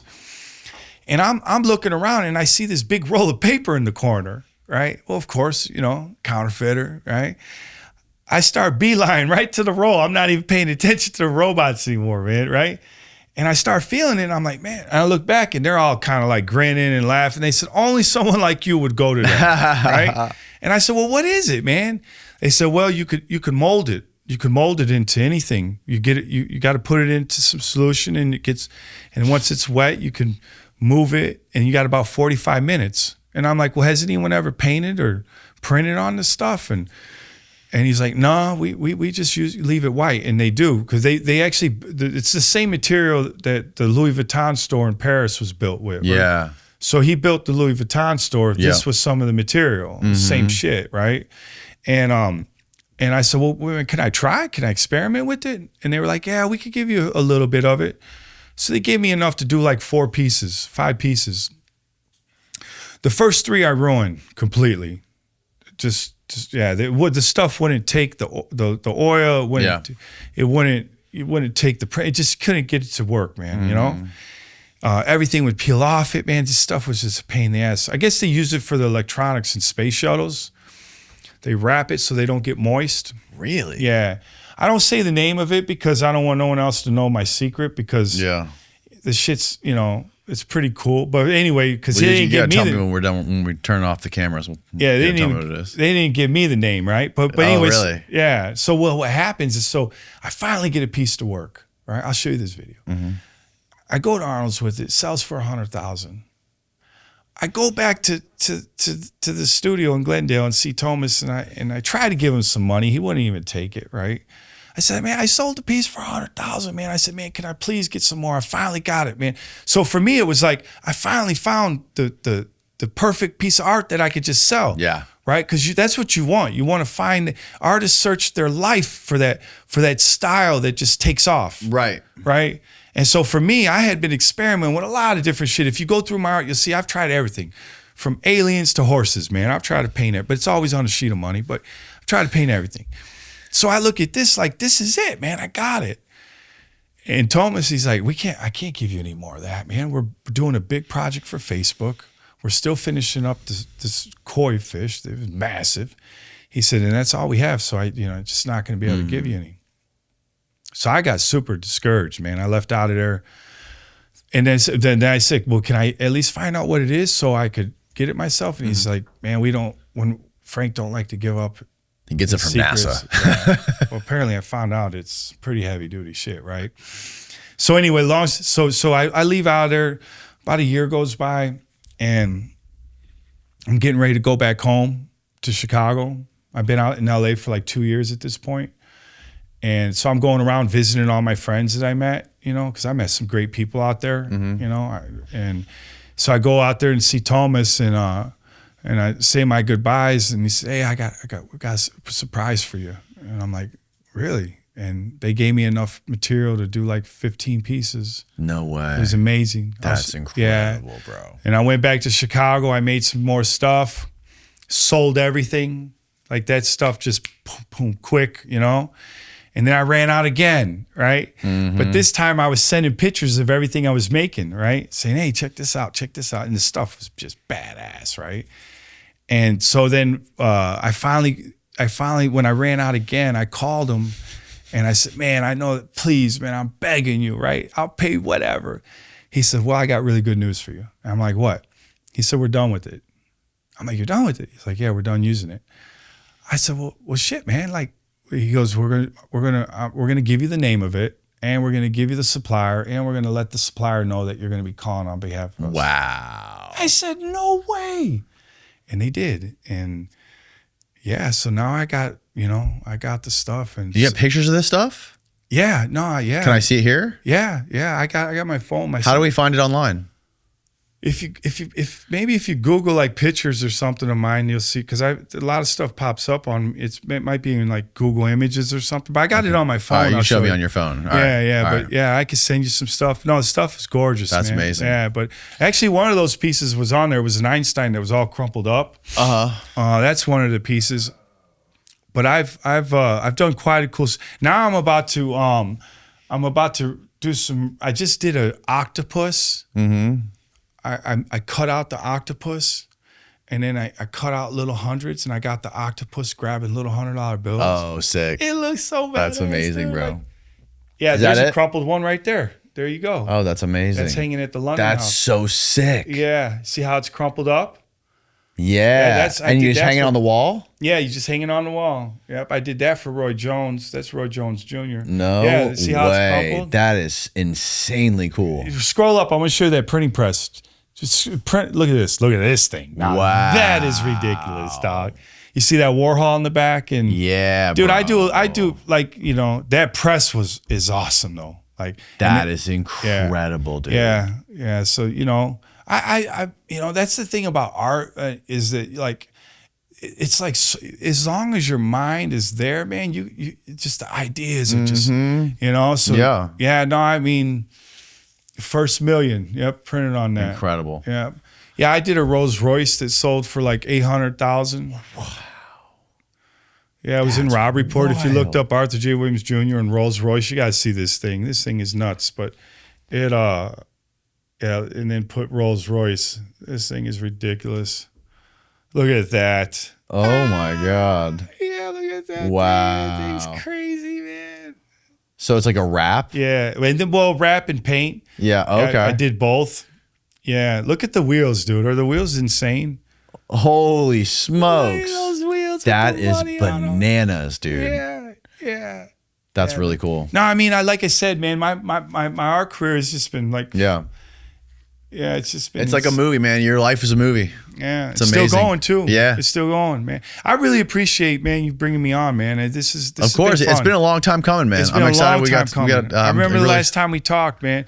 Yeah. I was like, man, I can't get on a plane. Yeah, you were like, years ago. Years ago. Well, I'm glad we made it happen, man. About to break it. I'm going to be flying real soon here in a couple weeks. Do it, man. Like I said, I'm getting over it. I'm done. Take a 200 milligram edible and make the flight 10 times scarier, and then you won't be afraid ever again. Yeah, I'm going to do it. Man, Arthur, listen, brother. Thank you so much, bro. We'll link all your stuff below. Yeah, this has been great, man. All right. Good night, everybody.